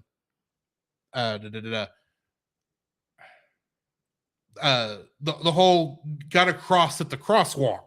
Oh, good night. That was so. I was like, wait a minute, hold on. Be like, you're telling me you're deputized members of the law, so that means they won't jaywalk. They won't jaywalk, but now I'm not going to say like, there was law enforcement, you're allowed to break the law. I'm not going to say there might not have been some heavy-handedness in doing what the law says in the original show, just a little bit, but it was never this bad. Yeah, it's so freaking. Oh my god! And then there is, to a degree, the absolute ridiculousness of this entire plot structure. Yeah, because you've got this one thing at the very beginning where they're chasing the goons through, chasing the four criminals through at the abandoned frozen food factory, just so that Catwoman can scratch Batman's skin to get the Batnip in there. Yeah, so they can steal, so that Batman can get a hold of the replicator ray. Then the gang disappears, and then the only place they can be is with Tim Curry in outer space. You know, where capitalism has not yet infected. Gosh, that one. Yeah, that joke. Never mind. I'm not going to go. And then you get the whole deal with the whole deal with they're going to take over the space station. I never understood why they wanted to take over the space station, but it's just there so they could kill Catwoman, basically. But they don't kill Catwoman. Yeah, it's kind of a pointless ploy, but because of plausible deniability that will bug Jacob to no end, and I'm assuming is one of his dislikes. And then finally it comes down. What this thing comes down to is the Joker, the Penguin, and the Riddler all realize that Catwoman's Batnip would work. They made it stronger intentionally. They made sure Batman got the replicator ray so he would then use it on himself as he turned evil, and they replicated themselves so that they could then be hiding out and doing all the stealing while their clones were the ones who were in prison. Okay, there is convoluted plot lines. Yes. And then there's this. Yeah. Because I don't care how crazy the crooks are. Their plans were never this goofy and this convoluted and able and happening for no clear reason on the show. Not even when the show was at its worst. Fair. This is just this is taking, and granted, I have not read this era of comics. I'll admit that. So I don't know if this is something they pulled more from that than they did from the show. I can only comment on the show. Fair. But this feels like they were pulling more for these ideas were coming more from the show. And if the comics did kind of jump around this crazily, fair enough. It was the 60s. Comics were not exactly a high pieces of literature at the time. True. But I am annoyed, and one of my dislikes for this is the exaggeration of the 60s campiness to the absolute stupidity. Oh, yeah, I agree. Because here's the thing. If you have ever... You've watched episodes of Power Rangers. Oh, yeah. We were talking... Oddly enough, like me and my coworkers talk about that. It's how campy it is. Do you realize that you could make a argument that you would not have Power Rangers if there was not Batman 66? Because a lot of what you see in the tokusatsu from this era, like Kamen Rider, it's admittedly goofier than this, but it's basically the same kind of stuff. And that would eventually get to Super Sentai, which would eventually become Power Rangers. Gotcha. There is a line there. Fair. And there you can actually, and if you go back and watch the 60s show, there's a lot of stuff I watched there. It's like, dude, I saw the Super Sentai people doing this in 2025 or in 2015, doing the similar kind of stuff, just with flashier special effects. I'm not. That's fair. I'm just. Are we on my dislike or yours? I got lost. You like we were on yours. Either way, I think I have made my point. Okay. What is your second dislike? My second dislike, now, granted, that actually wasn't part of my dislikes, but you brought up that really, really good point. The plot of this movie is so freaking ridiculous. But it's interesting how the sequel to this, Batman versus Two-Face, the plot isn't as ridiculous. And I honestly think it's a better film than this one is. But you do what you got to do. I got you. So a point that I kind of pointed to earlier, the fact to be like there should be a kitty-sickle in this movie. So what I'm referring to is where our dastardly villains are in the space station, and they decided to get rid of Catwoman because she's a liability, and they throw her into an airlock and let her float into space. So let me finish. No, go ahead. Let me finish. So be like, she floats there for a second, Batman grabs her, and then they lock the airlock. Be like, you're talking 9 seconds. Be like, a human being can't last 3 seconds out in deep space. So I'm just saying, be like, she should be a kitty sickle. Just say it. No, granted, be like, it's a cartoon. Be like, characters can live, can have, be like, you put the cartoon logic in there, and it's just like, it's 60s era. It's 60s era, kind of stuff. Be like, characters could do all kinds of crazy stuff, and it really didn't matter. But that part of me, like, she should be a freaking kitty sickle. Again, it's a nitpick. That's what I'm going with. Okay. She should be a kitty sickle. May I defend against, or may I rebut? Okay, you can rebut. She's still a kitty sickle. This is based on 1960s logic. I will not say cartoon logic. No, exactly. Because this is based on the logic from the show. The show never went to space. No. But they had the budget to. Can see if they ever did a space episode, there's a lot that that this movie, I think, got real good at. The fact that the gravity controls were for anti-gravity instead of gravity. True. Which is silly. But yes, I honestly think that's how it would have been worded on the original show. Fair.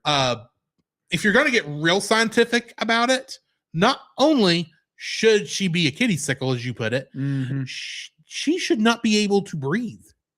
She should not be able to. She should have had all the air sucked out of her by that point. Oh yeah, agreed. She should be, as you say, kitty sickle. I say she should be a corpse floating through space. That's what I mean, kitty sickle. But here's the thing: under 1960s pre-space age logic, yes, that this show is somewhat pulling from, because 66. See, I think the first. I think I'm trying to remember when Sputnik was. When some of that stuff was starting to become knowledge. Late 50s. Maybe I'm thinking Gemini. Yeah. Or not Gemini. Sputnik, Mercury, Gemini. I may be thinking Mercury. I think a lot of that is around this time is what I'm trying to get at. 1975. So the public knowledge of these things, including that in Hollywood, may not have been there, it would not have been the thought process if they were making this in the 60s would not have been to be scientifically accurate, but to be entertaining. True.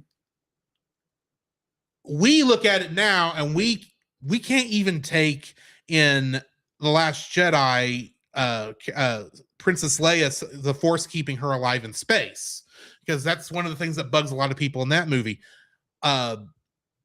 Because to us, it's just a dead certainty. You go into the vacuum of space, you're dead. You're dead. It's a dead zone. So the fact that they are able to, in this film, their logic is, if this was a 60s show, then the thought might have been, well, maybe there was enough oxygen escaping through the airlock that kept her alive, and Batman was able to get her back into the space station before she lost breath and before she froze over. Am I saying that's the right way to do it and that scene makes sense? No. I'm saying I forgive it because I could see the 60s show doing this. Yes. But I also understand how it would bug you. If for no other, this is one of those things that for me, the nostalgia lets me forget. It's like, I can see the show doing this. I can let this go. Fair. Because I could also see them. I've seen them do far more ridiculous stuff. Fair. Than this. But yeah, I get why that would bug you and why it would take you out of the episode, the movie. It I want to say it almost did. It was like, oh, okay. Be like, I see the error there. Be like, she should be a popsicle or a kitty-sicle at this point. But it's the movie. This is the rules work. I would go so far as to say it was not an error. No, I'm not saying it's an error at all. I think it was. I think it was an intentional decision. Oh yeah, I agree. That was meant by we know she should be free. She should be dead. But that's not how these episodes. It's not how the comics at this time would have been written, and it's not how the TV show would have done. Yes. And they're trying to ape that style. Yes. But I can also understand why that wouldn't work for everybody. But it's the same reason this movie was not going to work for everybody. My second is, ironically, the way this movie I felt was originally sold to the public back in 10 years, nearly 10 years ago. In fact, it is 10 years ago, actually. Yes. The way this was sold to us was almost as a Batman 66 reunion movie. Doing it animated because most of the actors definitely can't be in that spandex anymore. No. That could come back and they would be able to do more in this and they would be able to play more with the stuff. You get in there and you realize it isn't. This is a halfway between the Batman 66 TV show and the actual Silver Age comics from this era. Yeah. And while I understand that and I can kind of live with it, there's a part of me that's looking there and going, shouldn't they have put in a mustache on the Joker that was painted white so he would look more like Cesar Romero? There we go. Who would not shave his mustache because it was his trademark as a Spanish lover. So they painted the clown makeup over his mustache. Yes. Couldn't you have done that? Shouldn't the Penguin look more like Burgess Meredith instead of Danny DeVito? Yeah, true. He's kind of in the middle. Yeah.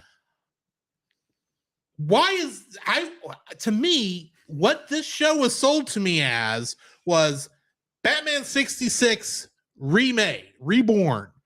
And we're going so far as to bring the original actors back to play some of their roles, and the people we can't get back, we are getting good sound alikes. Wally Wingert is the only one of the villains that is not a returning character that is got that role down. He's playing it exactly the way Frank Gorshin would have played it. Yes.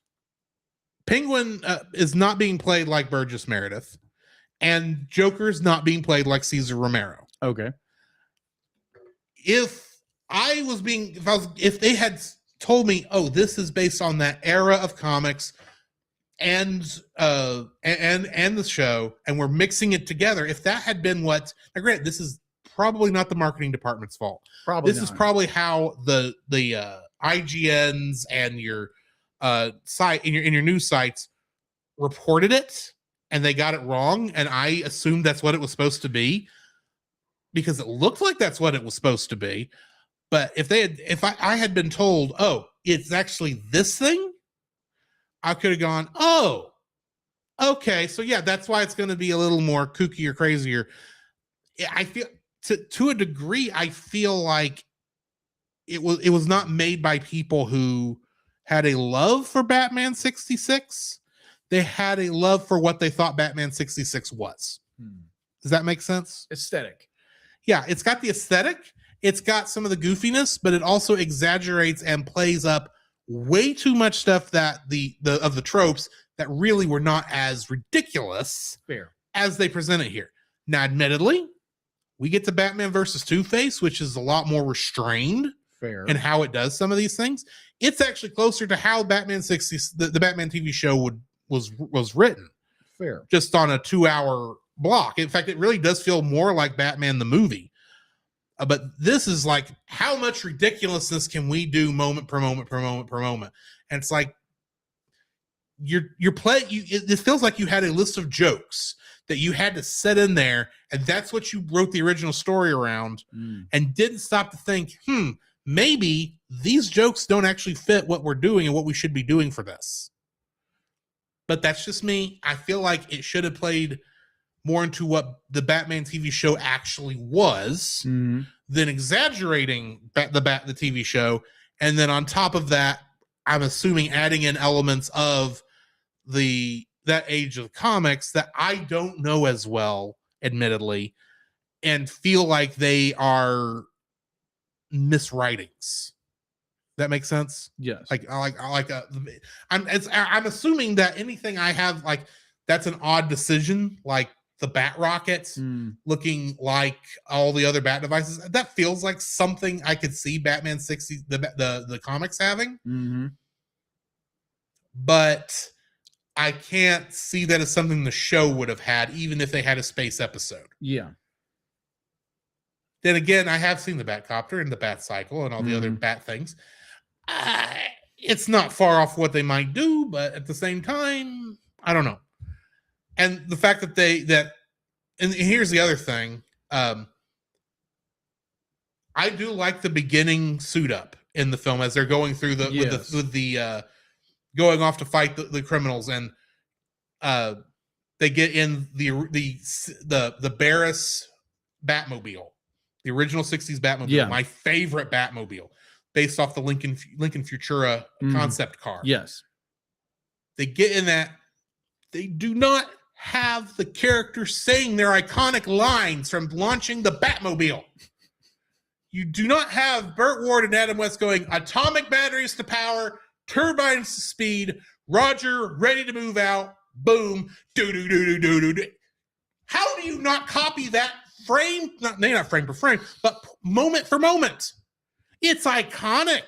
It's nostalgia. You should be playing into this nostalgia a little bit more.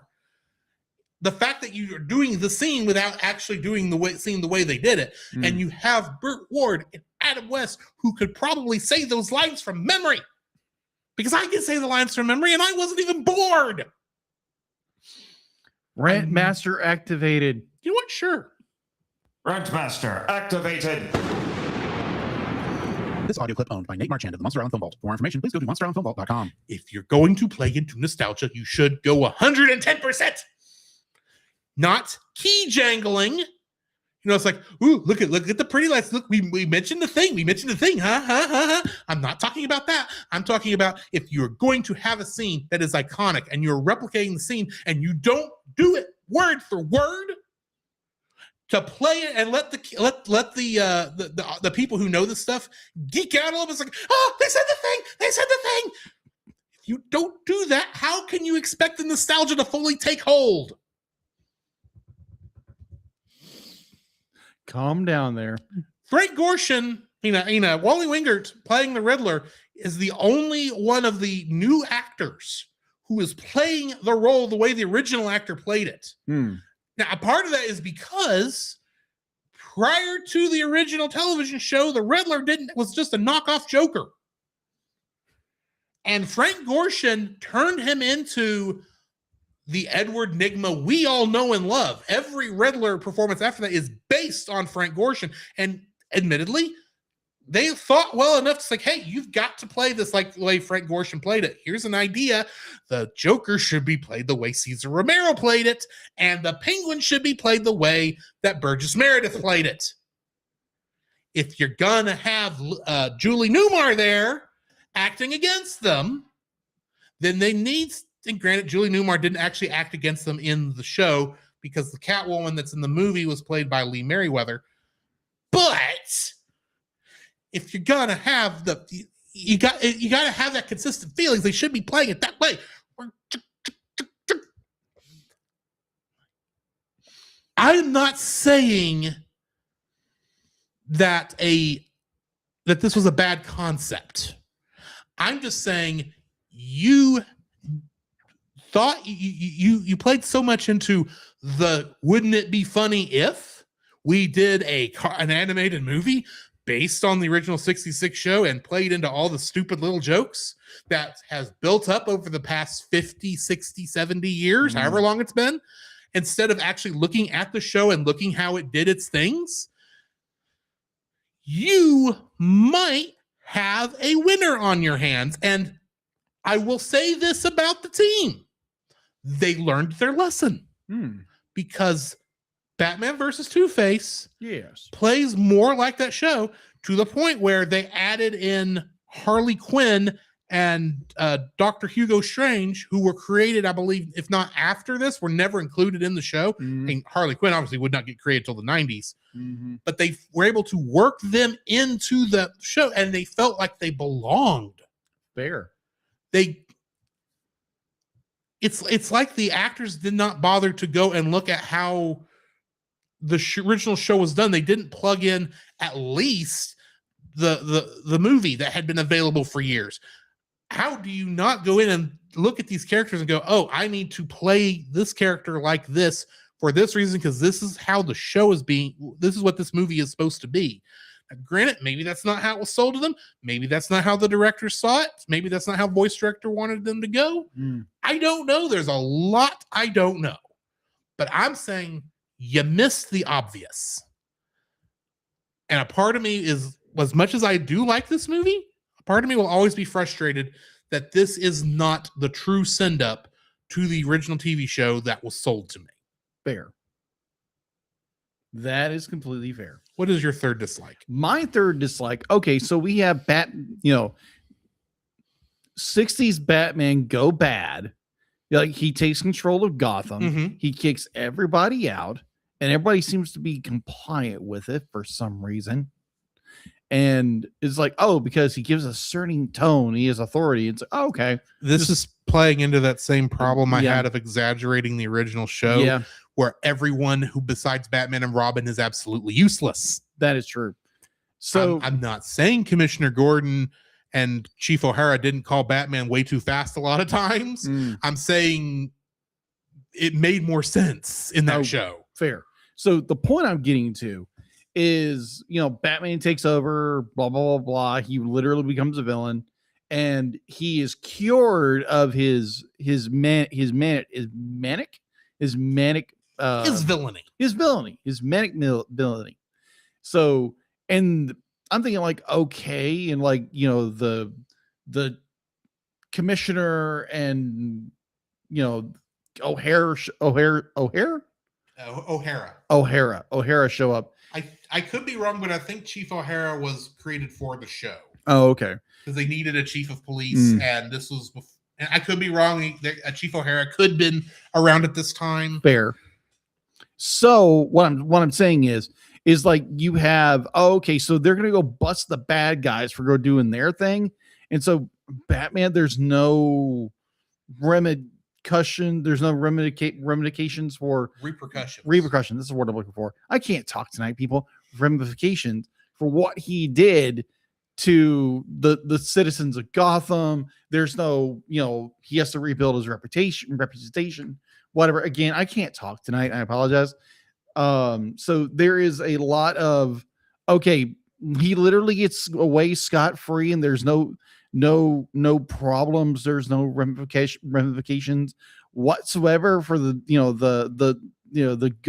goody Batman going Dark Knight and taking over everything. Mm-hmm. But it's totally fine that he goes and busts the bad guys for doing the exact same thing.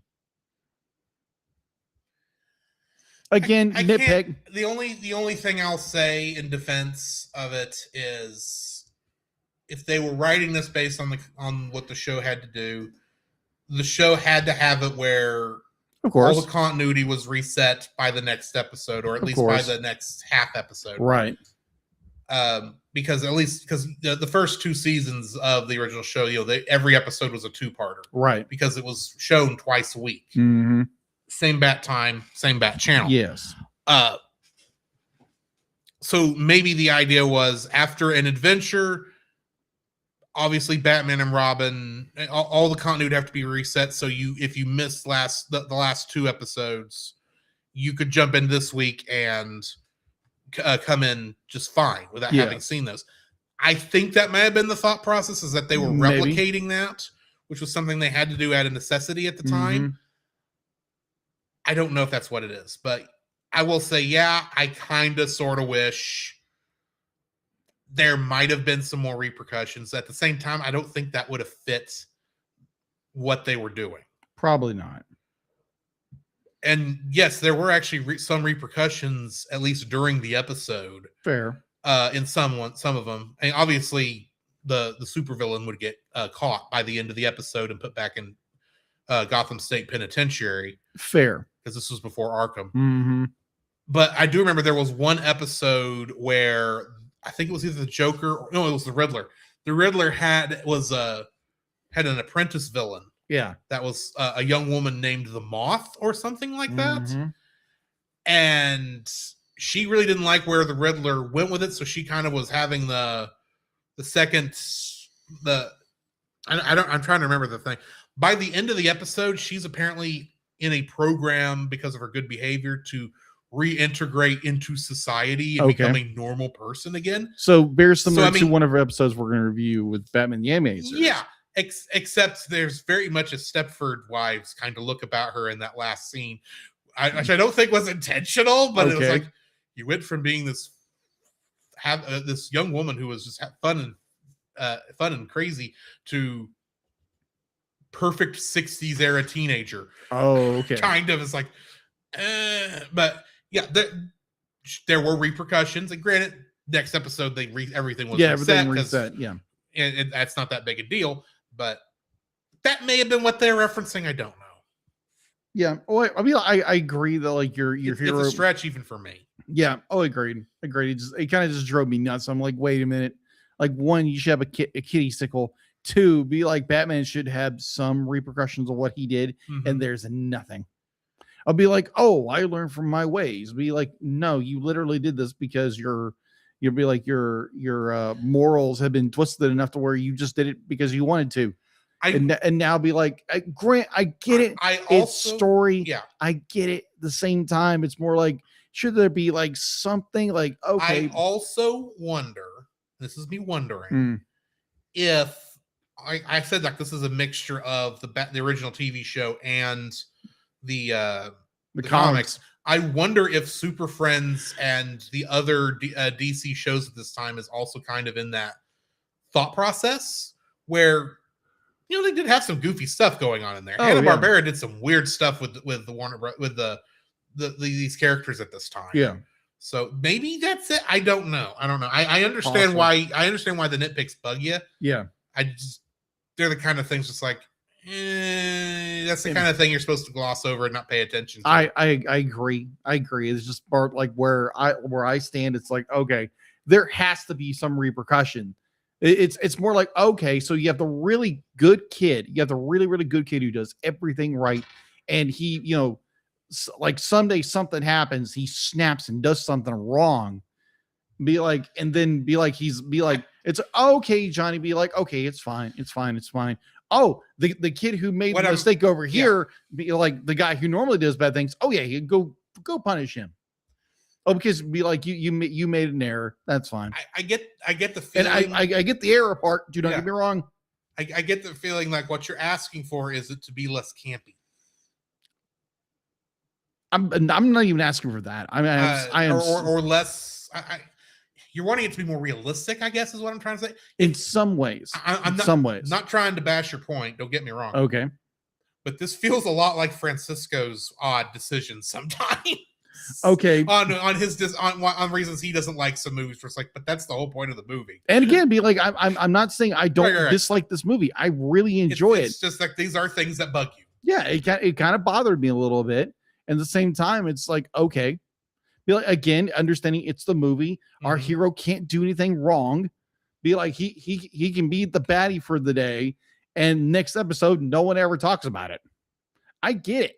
The same time, in the back of my head, be like something like maybe the commissioner says something. Oh, you need to pay a fine or something like that because you did all these things, and of course he would do it because he's Bruce Wayne. And admittedly, but again, that was yeah. If they would have done something like that, I'd been like, okay, I'm good with that. I would even go so far as to say, and this is me assuming, so correct me if I'm wrong, you're not really asking for a whole lot of repercussions. You're asking for acknowledgement that, acknowledge he did something. What I did was wrong. Yeah. Because Batman's not getting arrested for taking over the city like every other supervillain has. Yeah, exactly. He literally gets away with it scot-free, and it's more they're like, okay. Yeah, I get it. I get that it is weird. You're just like, just acknowledge. Yeah, acknowledge that this is the kind of thing that should technically get Batman in Gotham State Penitentiary or a short amount of time. Or it's more like, hey, maybe you got to go. Maybe Batman's got to do some community service for to make up for it. Not even something. Yeah, something like that. Be like, hey, pay a fine, and be like, oh, Bruce Wayne will pay for it. Yeah. There you go. Boom. That's it. Okay, here's the minor thing. Have Batman and Robin, or Batman specifically, temporarily lose his deputization. Because he is a duly deputized member of the law in this universe. Right. Which means he is, for all intents and purposes, part of the Gotham Police Department. Right. But because he acted outside of what he should have done, right.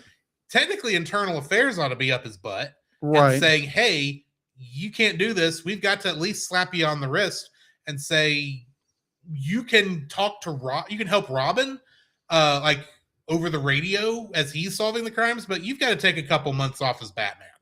Okay. Something like that. I do see your point. I do see more like I'm trying to meet you halfway. Yes. And I'm trying be like, let me point, be like, I think I've already said this. I'm gonna repeat it. I think your point might be made. Yeah, I think I've made my point. But yeah, it just be like a little acknowledgement and be like, oh, be like, Batman, you did all these horrible things. Be like, okay, we understand you were under some kind of spell or whatever, but you still didn't make it fine. It's like, okay, no problem. I will get my best friend Bruce Wayne, but I'll get my associate Bruce Wayne to pay for it. No problem. Because admittedly, we don't even get a good hand wave on this. No. Which is really what they should have. That's what they've done for everything else. Yeah. Why didn't we get a hand wave? It's like, oh, Batman, you technically did all this bad stuff. You need to. Yes. We got to at least check this box. And maybe in one version of the script that was there and it got cut out for time. I don't know. Yeah. So yeah, Either way. Yeah, that's my third dislike. My third dislike, if I've got one, I feel like I kind of wrapped up most of my dislikes in my rant earlier. I think you did. I think honestly, you did. I think what it comes down to is like, there's so much of this that it feels like they could have done better, but because they had this initial idea and they were so married to that initial idea, they didn't see what they They were should so have been doing. merry-weathered. Maybe, but I don't. I guess my third dislike is that it's just not as good as it could have been. Fair. It's still fun. Don't get me wrong. It's still enjoyable. Am I going to put this in like a couple months from now for fun? Probably not. But I still enjoy the movie. I still enjoyed watching it. My issue is it's not Batman 66, even though it's got Adam West and Burt Ward and Julie Newmar in it. But in playing their roles, it's technically its own animal.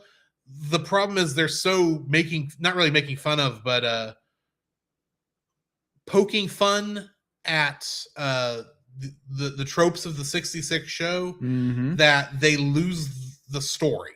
I think that would be what is. It's like they lose the plot in this for a long period of time, and there's just a lot of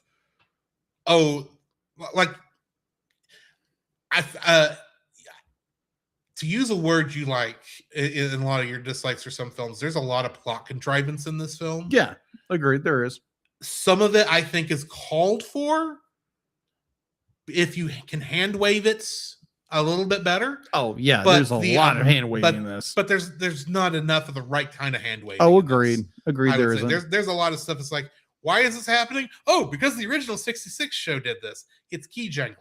You do know what I mean by that, yes, right? I'm aware. It's for those who don't know, the toy keys that we give to babies so they aren't playing with the adults' actual car keys. Yeah, it's something. Look at the pretty colors. Jingle, jingle.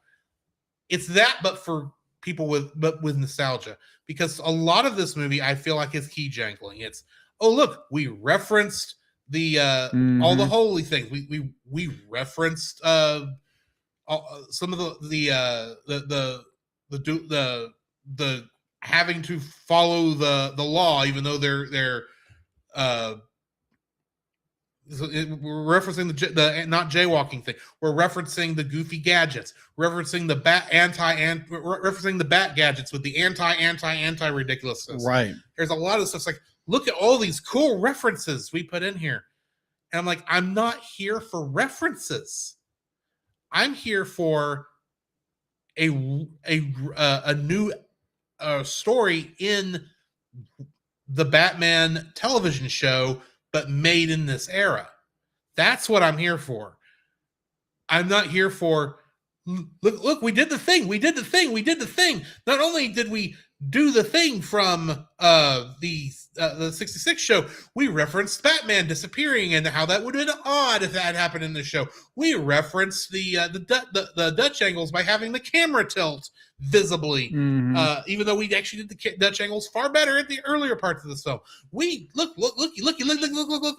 We did that. We referenced the 89 show because that's funny, since this is an evil Batman. What, have him act like the dark Batman? It's like, look, we're doing the thing. We're doing the thing, huh? Isn't that cool? Isn't that cool, huh? It's like, just shut up and make a honest episode of the show. Is it going to be goofy? Yes, we know it is. But take the goofiness seriously. Do you know how Batman 60, the original TV show, was made? No, I don't. The story. No. They wanted to make ABC had made a deal with National Publications, which was DC Comics before they became DC Comics, right? To make a Batman show. They got one of their producers on it, William Dozier, and said, "We want you to make a television show based off this." He had never read a Batman comic before. Yes. He went down to the newspaper stand, picked up a comic, and realized this was the goofiest thing he'd ever seen. How could anybody enjoy this? And he realized that the best way to make this show correctly was to play it keep the goofiness in there and play it straight. And if you can make jokes in that environment, that's fine. That my problem with this. If you're going to wrap up the whole thing, they did not play it straight. They winked at the camera throughout the whole thing. Yes. And that's why I think I prefer Batman versus Two-Face, because they're playing it straight and letting the humor come from look at how weird this is. Yes. Look at how goofy this is, because there's still a good story you can pull out of it. This, there is a story. Is there a moral? Is there a point to the story? Yeah. No, it's like it's a celebration of campiness. It's like, but campiness doesn't do good when you are saying we're being campy. That's bad camp. True. Good camp is when you are taking that ridiculous and playing it straight and acting like, of course, this is how it goes, and not batting an eye at the audience. Fair. It's why Lord of the Rings and all the fantasy stuff was good after Lord of the Rings, and before that, it was all kind of weird and didn't quite work because they were going like, oh look, we got dragons. Oh look, we got this stuff. We got knights. Yes. But we're also not treating it seriously. Fair. Well, I think, like you said before, the fact to be like, oh, okay, we're playing into nostalgia. We're playing it to be like, oh, okay, this is more of an homage to everything. Mm-hmm. So instead of just doing the thing, yeah, instead of be like, doing their due diligence and making this, a very, straightforward adaptation of the series. Mm-hmm. It's like, oh, okay, let's take all the like everything that was about it, but don't take everything so seriously. I gotcha. I mean, that's what I think. I want them to take it more seriously than they did, because this was more like, look at all the funny jokes. They're winking at the audience the whole time. Yes. And saying, we're doing the thing. We're key jangling. We're doing all this stuff. It's like, that's what frustrates me with this. But that's all beside the point. Actually, come to think of it, this thing was directed by a director of Lego movies. Yes. And now I know why that's what it is. This feels like it's a Lego movie without the Legos. But either way, yes. What are you rating this film? I am going to rate this stupid iPad. 1 second. Don't.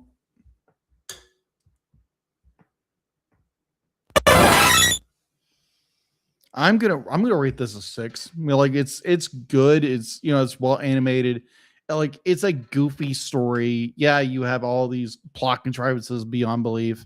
And it can be like, I don't remember half this movie when I watched it 7 years ago. So yeah, I mean, I think it's enjoyable. There's parts that I didn't like. There's this and whatever, but yeah. So yeah, 6. What are you giving it? I think I'm going to give it a 6.5. I will admit nostalgia's bumping that up a lot, and I guess I did not realize the frustrations I had with this until we were talking in our dislikes, and I literally went into a rant master.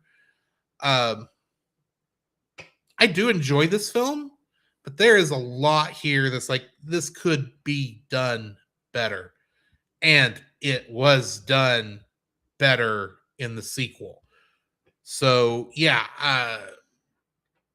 6.5. It's the best I can do it. And I'm fairly certain I'm rating this far lower than I did originally. So our next episode for our live people, we'll be recording that in 2 weeks, is a VeggieTales movie. Oh yeah, that's right. Jonah, a VeggieTales movie. Have you ever watched VeggieTales? No. Even when you were a kid? No, it was never on.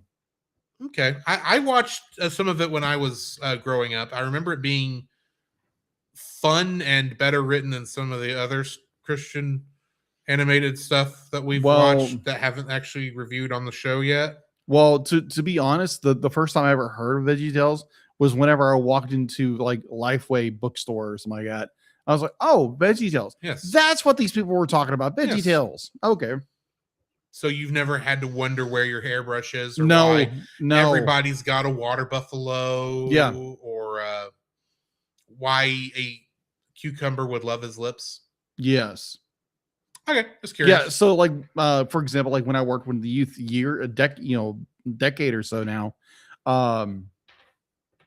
be like, you would have them talk about VeggieTales, and I'm like, okay, I know what you're talking about, but I never watched it. And you get that look, it's like, you never watched VeggieTales? Like, no, never did. Well, if you didn't grow up on it. Exactly. I mean, you don't have the nostalgia for it. And granted, I quit watching it like I have not actually watched this movie, so I don't know how much of the original stuff it references.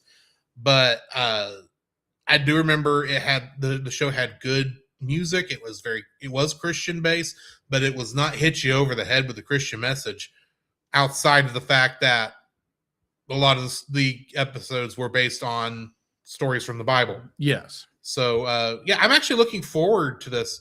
Artsy Seth says, "Where do the wise watch the bloopers on Jonah? They are actually not bad." Ah. Are they in like the credits like the Pixar movies were doing at the time, or would I have to go search that out, Steph?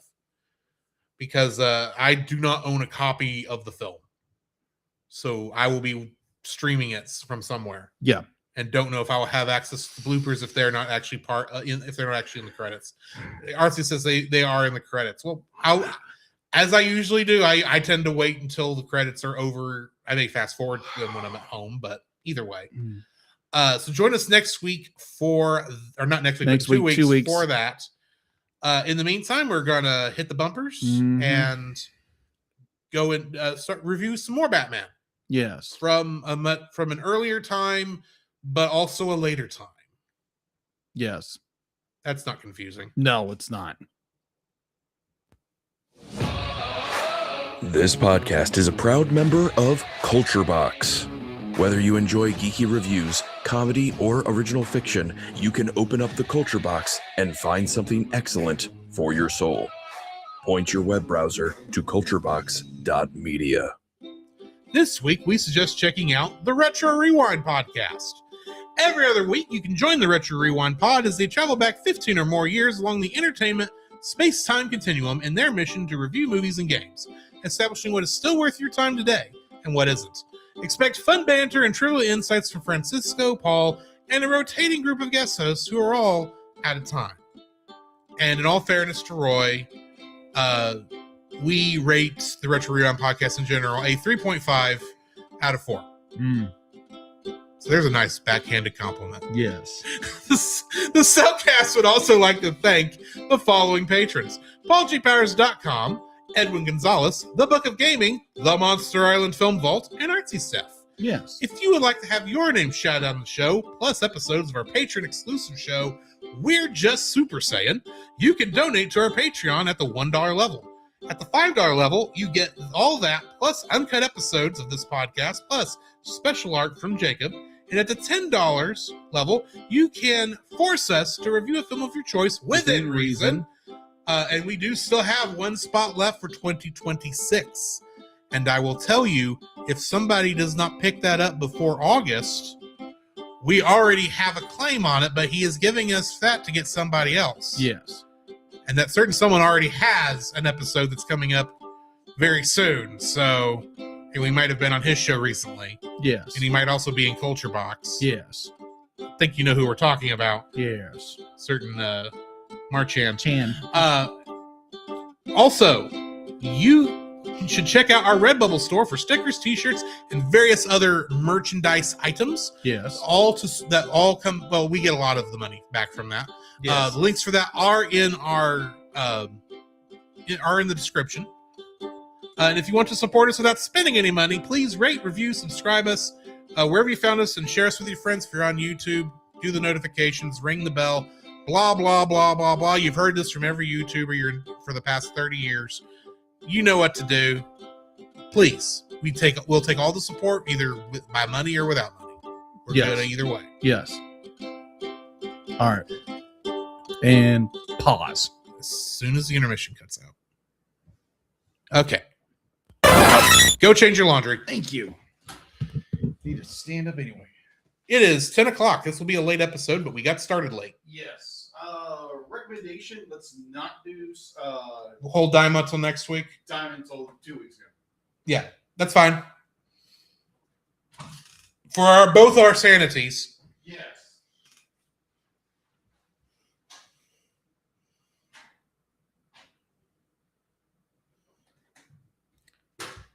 So yeah, definitely not accidentally recording half of the Patreon exclusive episode live like last week. Yes.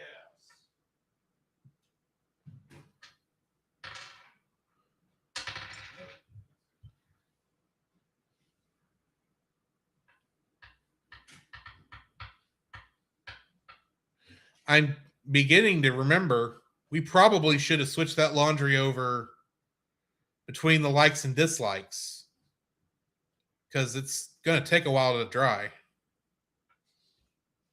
Longer to dry than wash. Either way. So how are all of our listeners who are hanging out with us tonight?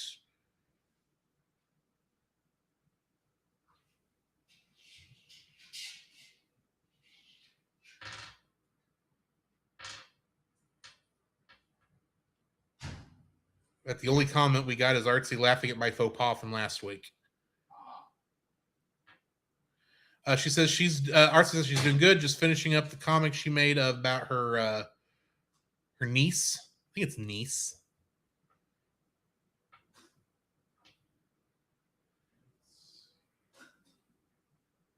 I recognize, Steph, that you're fine with saying her name on the internet.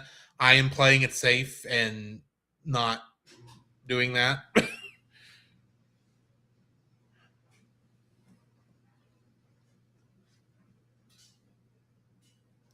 Arcee says when her niece said her name the first time at dinner the other night, they were here. She liked that. Artsy's appreciative of what we're doing. Edwin Gonzalez, who's been commenting throughout the show, and we have not read it because we never have found a way to cut in there. He says he's feeling good. Just got news about the reboot of one of his childhood staples. What would that childhood staple be?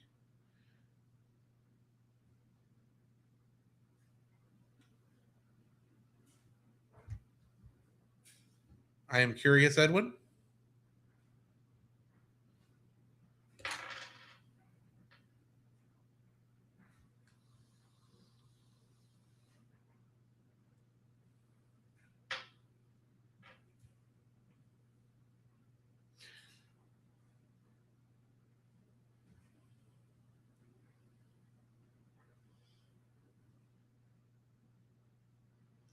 Hey, Jacob.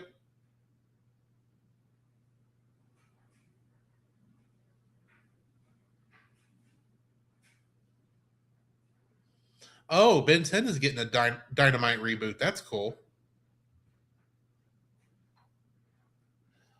Remind me before you leave, but when we're off stream, Yes.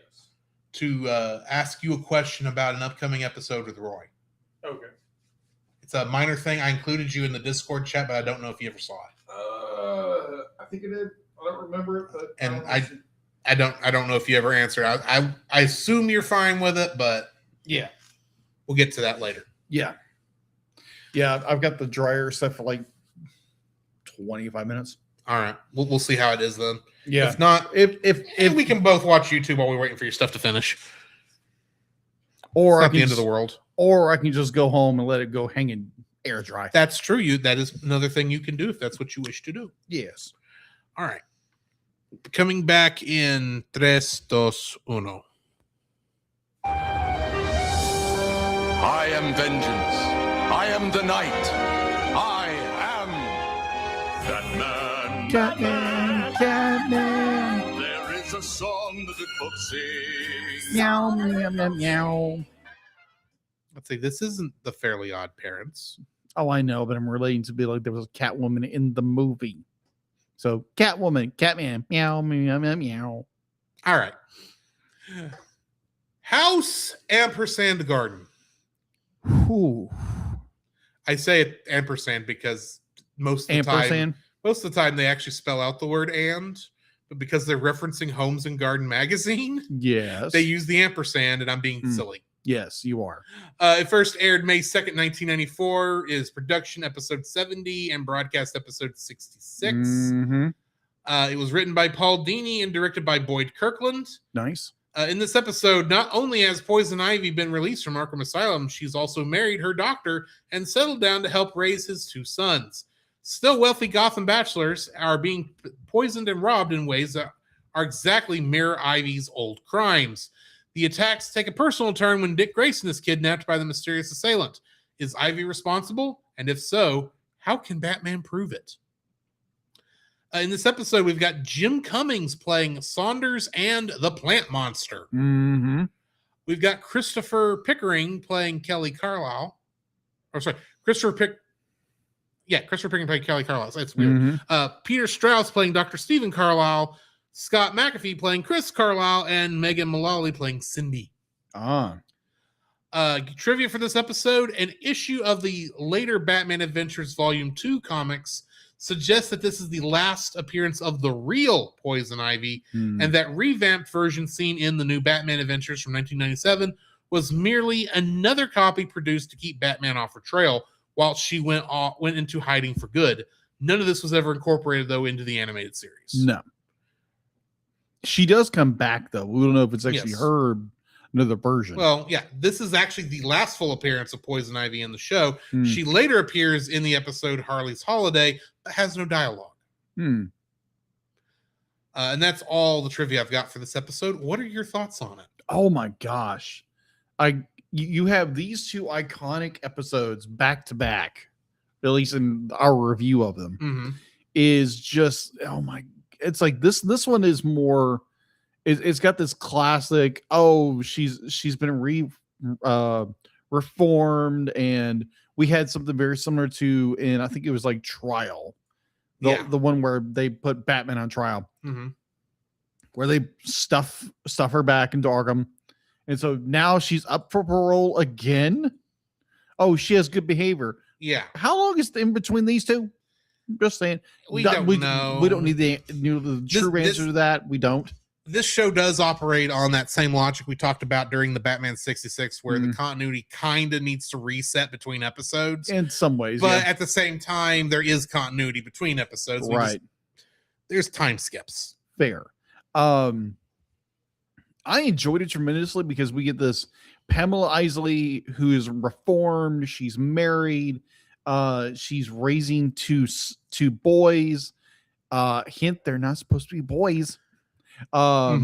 So you have this Batman. Obviously, he's second guessing his detective nature of suspicion towards a villain. And he's like, "Oh, I might be wrong."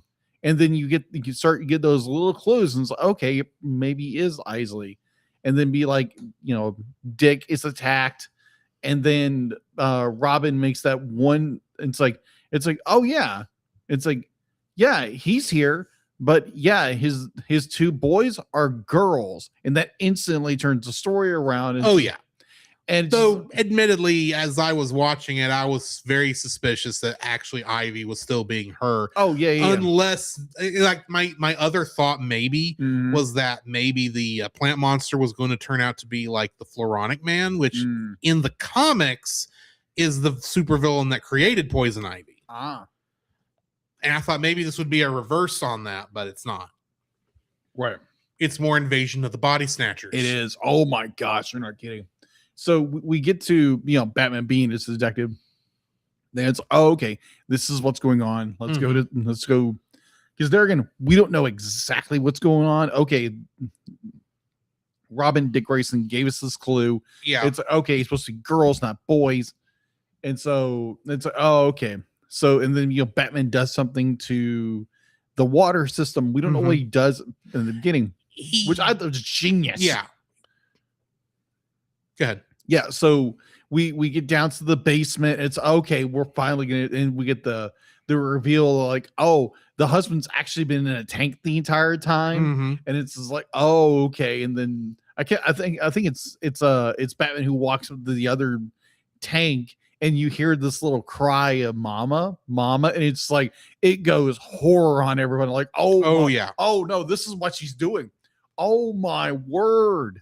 You know what this reminds me of? What would that be? Scarlet Witch. Scarlet Witch. If you've ever read the some of the early Scarlet Witch stuff, and granted, WandaVision is somewhat based on what I'm about to mention. Yeah, somewhat, because they changed it around a little bit, but the Scarlet Witch, of course, did fall in love with Vision, and they did have a relationship, but at one point she did have two boys. The boys were only around though when she was thinking about them. but Oh. not many people caught that. Mm. And it did allow her to kind of sort of be a mother. And like WandaVision does the same thing as what this episode does, where she does have a family, but she has to give it up at the end. The only difference is I feel bad for Wanda Maximoff. Mm. I also kind of feel bad for Pamela Isley in this, Mm-hmm. but at the same time, she killed the family she created. Mm-hmm. I feel bad for her. Don't get me wrong, but it's like, and I do see like the sadness that was in her eyes, Yeah. in this family that she had created. At the same time, she did do evil, and she was having to do some horrible things to keep this family. And one does have to wonder why the wife and the daughters never, or the ex-wife and the daughters never come up until like the very end of this, when Dick Grayson brings them up. Why do we not? I can see maybe the wife not keeping up, but I assume the husband has visitation rights, Right. or should have visitation rights. So Yeah, but I honestly, I don't think that was really the that was a good clue that, you know, kind of clued us into what's really going on. But I don't think that was that was been like, it's another layer in the story. right, But it's hers in her because it's her in her not craziness, but in her the way her psychosis. yes, This is the word I'm looking for. It's Psychosis. how she's treating them like they're her actual children, right. but She's being a good stepmother. right, she's being a good stepmother, and that's what she loves. But she's kind of, as much as she's lied about it, she's having to play into the lie, Mm. and that's what Batman ends up breaking up at the end, because yeah. So I do enjoy that very end of this episode where it's okay. Pamela, she reveals her secret, what she's Mhm. doing, and it's her her prophonic. That's not the right word. You know what I'm trying to say? Yeah. Her Love of plants. right. Love of plants. So the notion, because you have this great line by Batman says, it's like, yeah, be like, yeah, she was doing wrong, but you could be like, I truly believe, you know, that she, in her heart, Mhm. she'd be like, she was doing the right thing. Be like, she was in love with this man. She was in love with these two children. Yeah.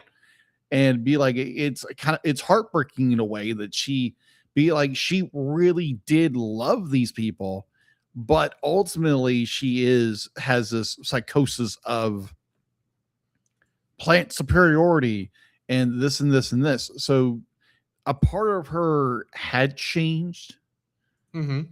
but she was still giving into her psychosis. Yes. And it's just like, I love that little line at the very end. You see Pamela flying off, and the reveal of the poison ivy that we're seeing in the show Mhm. is actually a plant monster. She's just a clone, and she's cloning these. Be like, she's taking his DNA and making clones, and she made a clone of herself. Yeah. And I just found that fascinating beyond belief. I was like, oh my gosh, she has gone over the edge. Mm-hmm. But in the same way, you feel sad for her as a character, because she truly believed what she was doing. She truly believed she was in love with this man, Mhm. truly in love with her sons, or her. I think she was in love with the ideal and of the family she had built up in her mind, completely Mm. ignoring the fact that her sons were turning into her husband, who were then turning into this guardian plant monster thing, Mhm. because they apparently only live for 3 days. And so she's keeping this cycle, and in her mind, Yes. they're separate people, even though they aren't. Yeah. But I think she fell in love with the idea, like you Mhm. said. She fell in love with the idea. In a way, she fell in love with him. Yeah. And like at the end, be like, you see, she's holding a picture of their wedding, and she's actually crying over it Mm-hmm. because she did love him. Yeah. But she let her darkness control her, and she, came back to the Poison Ivy that we know. Yeah, she slowly dug deeper into the lies and into the sin, if you want to get right down to it. Agreed. To the point where she was wrapped up in it, and honestly, had Batman did not just save the husband in this. He saved Pamela Isley for being in this for too long. Yeah, she's broken up and is leaving Gotham, but she's leaving Gotham. Maybe she's going to get more help. Maybe she's going to be somebody else's problem. We don't know. Yeah. Maybe she'll come back. She does come back, just not in a speaking role. True. But for what is essentially her farewell episode, I enjoyed this one. This was good. It's disturbing. It's very well written. And the horror aspects of it are spot on. It's not my favorite. Oh, okay. But I really don't have an issue with it because it's really, like I said, it really does feel like I'm watching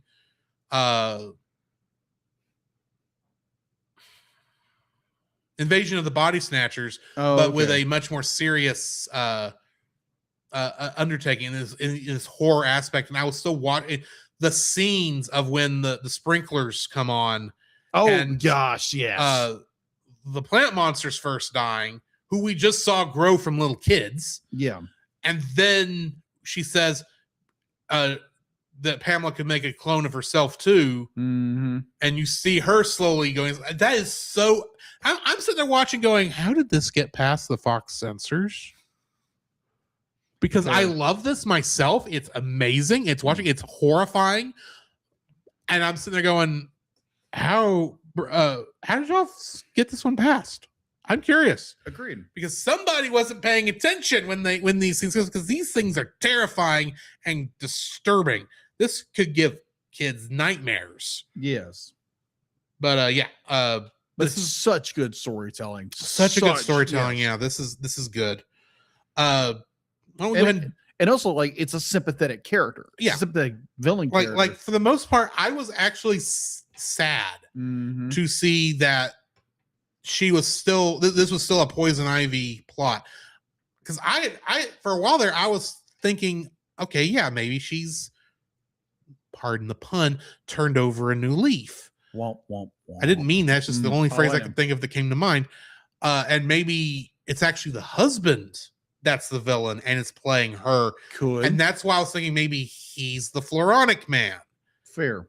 And maybe he's actually turning into the plant monster. Because when I first saw the plant monster, outside of thinking it was a buff cactus from Final Fantasy, I thought maybe this is Swamp Thing, but Swamp Thing's not DC. And I know DC has a version that's essentially Swamp Thing that the Floronic Man technically is connected to. But I thought maybe this is him, but it's unfortunately not. Because I thought that would have been an interesting story of this other plant-based monster who has fallen in love with Poison Ivy, but is not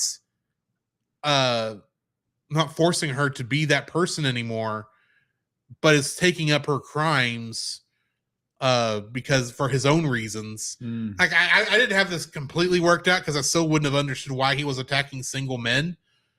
But I'm still not sure why Poison Ivy had them attacking single men. But either way, this is just such a good episode. And then there's the next one, the Terrible Trio. Oh gosh, there's so many layers to it. It's not even funny.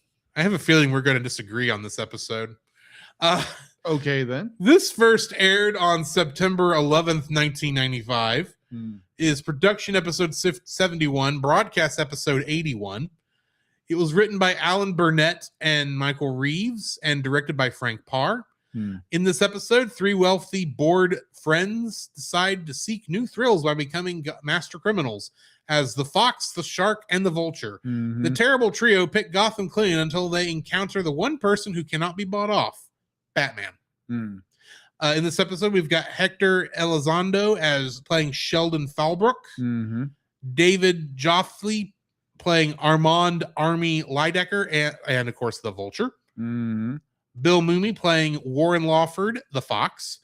Peter Scolari playing Gunther Hardwick, the shark, and Kristen Hodge playing Rebecca Fallbrook, the girlfriend. Yes. Bruce Timm considers this to be the worst episode of the DC animated universe. I can see animation wise, yes. Oh, yeah. Animation is not good in this one.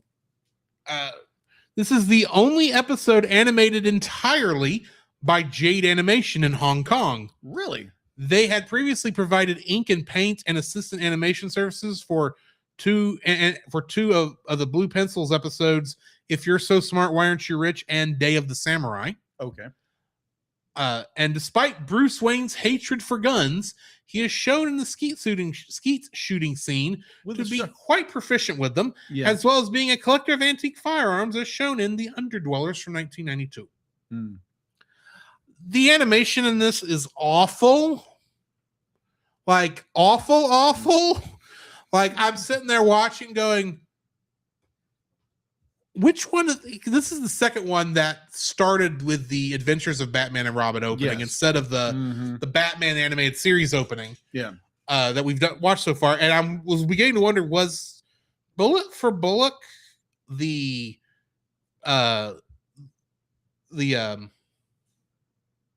the weird episode where it was actually very well animated and the rest are garbage, or is this the bad one, the weird one, and the rest are actually good?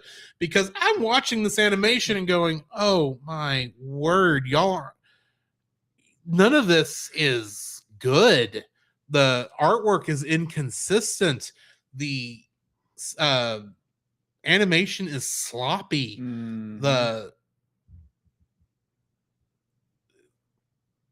It's just so poorly done that I think it distracted me from what story was there. Fair. Because I sit there, watch the story, and I'm looking, going, okay, so you've got three wealthy socialites kind of doing this whole most dangerous game idea, except instead of hunting humans, they are committing basically they're being thieves for the fun of it. Yes. And it's like I get going because these are kind of like the anti-Batman in a way. Kind of. I get where they're going with it.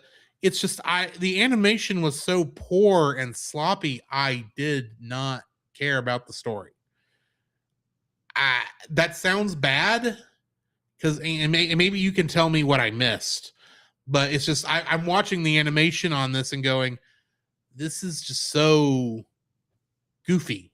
Yes, this is so sloppy that it's distracting me from the actual story. Ain't Janet? His name is Jacob, not Josh. Yeah, close. I've been called Josh a few times. That's his cousin. Yes, I have a cousin named Josh. Anyway, it's not that I hate this episode, but it's like when I see Bruce Timm here saying he considered this the worst episode, not just of Batman the Animated Series, but of all of the DC animated shows, that says something. It does. And I don't think it's too far off. Now, granted, it could be that I missed something in the story. Please tell me what I missed. So, like, story-wise, it does tell more of, like, because obviously Bruce Wayne is this phenomenal, like multi-billionaire who is like, because you have the contrast between the Fox guy. I can't remember his name. Lawford. So you have Lawford. Admittedly, I don't think they said their names that much. No. Be like, I was still thinking of them as Fox, Vulture, and Shark. Yeah, Lawford be like you guys this, it like the sense of entitlement he has, that be like he believes that ever since he is wealthy, he is he is an heiress. He is an heiress to a very, very powerful oil, you know what I'm trying to say? Yeah. Tycoon. I want to correct one word you used, not because it was the wrong, it was because you used the wrong gender of the word. Okay. You said heiress. That's, what I meant to say. Heir? Yeah, heir. Because heiress is a woman. Yes, I'm aware when I said it, but I just continue. Yeah, I know. It's just, I was like, It was Yeah, one of those he's things an where you heir. said, I went, that's not the right word. That's not the right word. Well, thank you for correcting me. At least you didn't correct me half sentence. I'm trying to be nice about these things. Yes, a fair And enough. besides, if we make it funny, it could play well. Yes. So, either way, heir to a oil tycoon who, again, he didn't earn this money. He's a spoiled brat, and he believes he is better than everybody because he's rich, and so he believes that everybody else beneath him is just slime and dirt that are better because we exist, and that that rich entitlement, or that be like superiority because we have more than you. Where you have Bruce Wayne, who does charity work, he does this and this and this because he wants to give back. He wants to give back because he saw what his parents would do, and so you see that contrast between Bruce and the Fox guy. Yeah. And be like, I love that dynamic. I think looking past the animation, because the animation is horrible in this episode, like Drew's already said, the story itself, the story they're telling is like Fox's two friends are just more like, oh, we're just in it for the game. We're in for the fun, for the hunt. And like, we don't mean to hurt anybody, but you find that Fox himself he has become more and more delusional. Be like he's bought into his own evil ideas that he is better than everybody else around him because of his wealth, because of his status. Yeah. And they don't deserve to be underneath this boot. And so you I have would that, actually say that's that nice contrast between Bruce and what Bruce stands for and what this guy does and his friends do. I'd actually say that's one of the things I wish they kind of played into more, because I got what you're saying when I watched it. It's just I think the poor animation tainted what I saw. Okay, fair enough. But I think part of the other issue was the other two, the shark and the vulture. They're already playing the Fox's flunkies. Oh yeah, for the most part in this. I kind of wish, as the Fox was going crazier and darker, that you saw them pulling back more. Like, I can understand maybe, we're breaking into this guy's house we actually know. That's like, okay, that's they bring that up. It's like, as they're being a little wary. But when the guy shows up, and of course they're confused because they thought he was supposed to be gone. Yeah. And the Fox is talking about killing the guy. And I was like, shouldn't they be backing off a little more on this? Because shouldn't they it would be, to me, it would have been a more interesting story had they been a little more, we were just doing this for fun. You were making it worse. And you're actually going psychotic. We're not as bad. Maybe have their consciences kick in a little faster. Yeah. I don't feel like their consciences kicked in a whole lot at all until they're even almost going in on killing Rebecca at the end. Yeah. And it's like, y'all should be trying, by this point in the story, if this was written the way I think it should have gone, y'all would have been trying to talk him out of killing her. And you really don't. Like, y'all, you kind of do, but then you kind of went back and it's like, well, yeah, we can't have any witnesses. And it's like, I can't tell if y'all have been misled or if you're just stupid. Well, okay, so here's my perspective on this. The fact that this is a group of guys who grew up together, or they went to college together, right. So they were in a sorority. So they have this fraternity, I'm using the wrong. It's late and I'm tired. They're in a whatever, we use the word either or, they were in college together. They were in a group together, and they had they had this shared bond, with, them all being, heirs of wealthy families or whatever. And they won all these grand adventures. And the fact that Fox himself was more of the leader of the group, and he dominated these two guys. And so by the end of it, they just kind of okay, Be like, you're the boss. Yeah. Like we And kind of follow your lead. They do at first kind of start to push back a little bit. Mhm. It's okay. This is not what we signed up for. We're just here for the thrill. Be like, you're kind of going overboard. And I do agree that there is a little bit of maybe they should have pushed back a little more. Yeah, but I think because that's the thing is I'm just wanting to see more struggle with these two characters. okay. Because to me, it feels like they turn into the hapless goons to the evil mastermind way too fast. Yeah, I agree. And that I think that's really what my issue with that part of the story is. So I don't know. Granted, I know you like the story of this episode, and I don't want to yuck that yum. Oh yeah. It's just for me my issues with that bit of the story, coupled with the horrible animation in this episode, just like I'm just kind of glad that this was an episode I had forgotten about. Or maybe I don't even know if I saw this as a kid. But yeah, this was not one of my favorite episodes. Was it one of yours? That's my question. I would say be like story Outside of the animation, obviously. Yeah, story wise, I enjoyed this episode because for me, I look past the bad animation, even though I could see it clear as day. It was horrible. There's one scene that looks like it's completely out of focus. Yes. Just like the story itself, because they're going to be like, it's always a weird, it's a different, the way I view things, like artistically. But for some reason, I locked in on this episode, and it's like, this is amazing storytelling. This is like, wow, okay, this is really cool. I enjoy this story. Be like, and the way it's wrapped up and everything like that, the kind of the moral story they're trying to tell. I enjoyed that. And for me, for the art guy who cues in on the art first, I cued on the story for this one. So I think like as a reviewer, it's like maybe someone who ingest media, be like, it was like, okay, this is a fresh breath of air, because it was like, because most of them be like, I would look at the art, it's art's so cool, and then you got this really bad story. But I looked at the art and saw, okay, right, I see the beauty of what they're doing. The story works better for you, yes. Whereas for me, the whole thing just ends up being middling.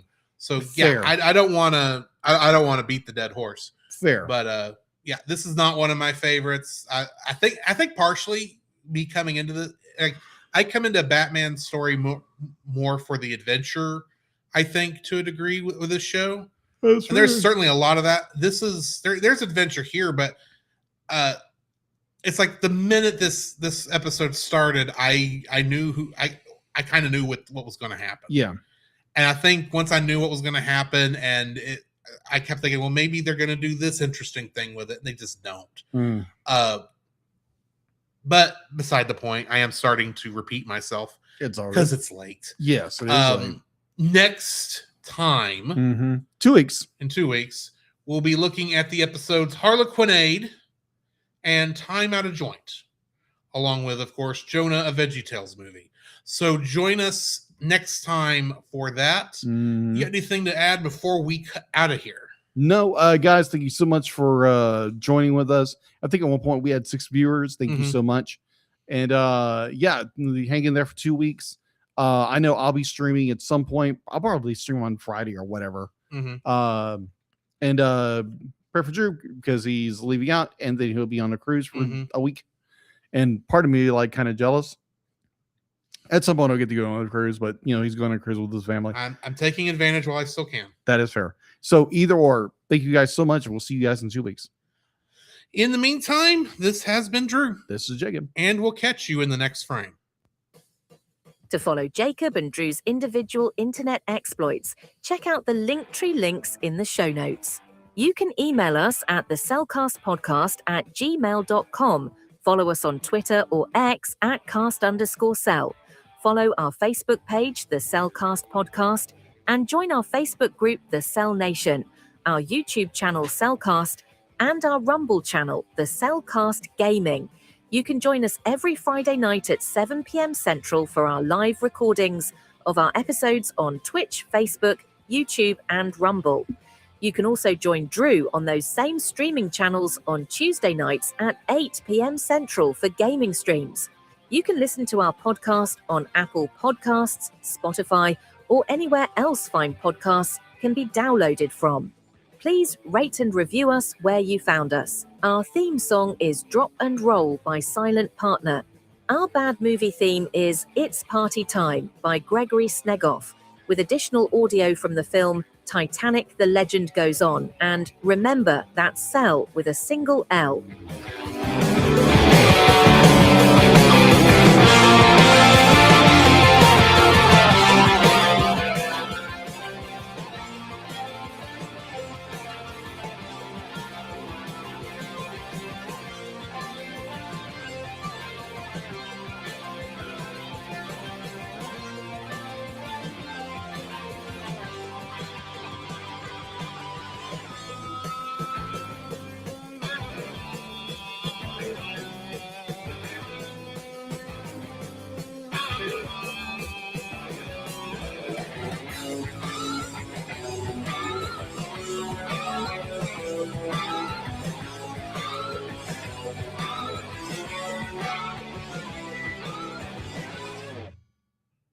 I got nothing. Me either.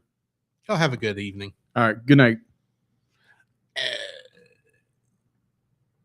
And I'm going to end it here also, folks. I'm not going to rate anybody. I'm too tired. Fair. But yeah, join us again in 2 weeks for us to jump into a veggie movie. A veggie movie. We'll veg out. Yes. And we will see y'all then. All right. Thanks, guys. Bye.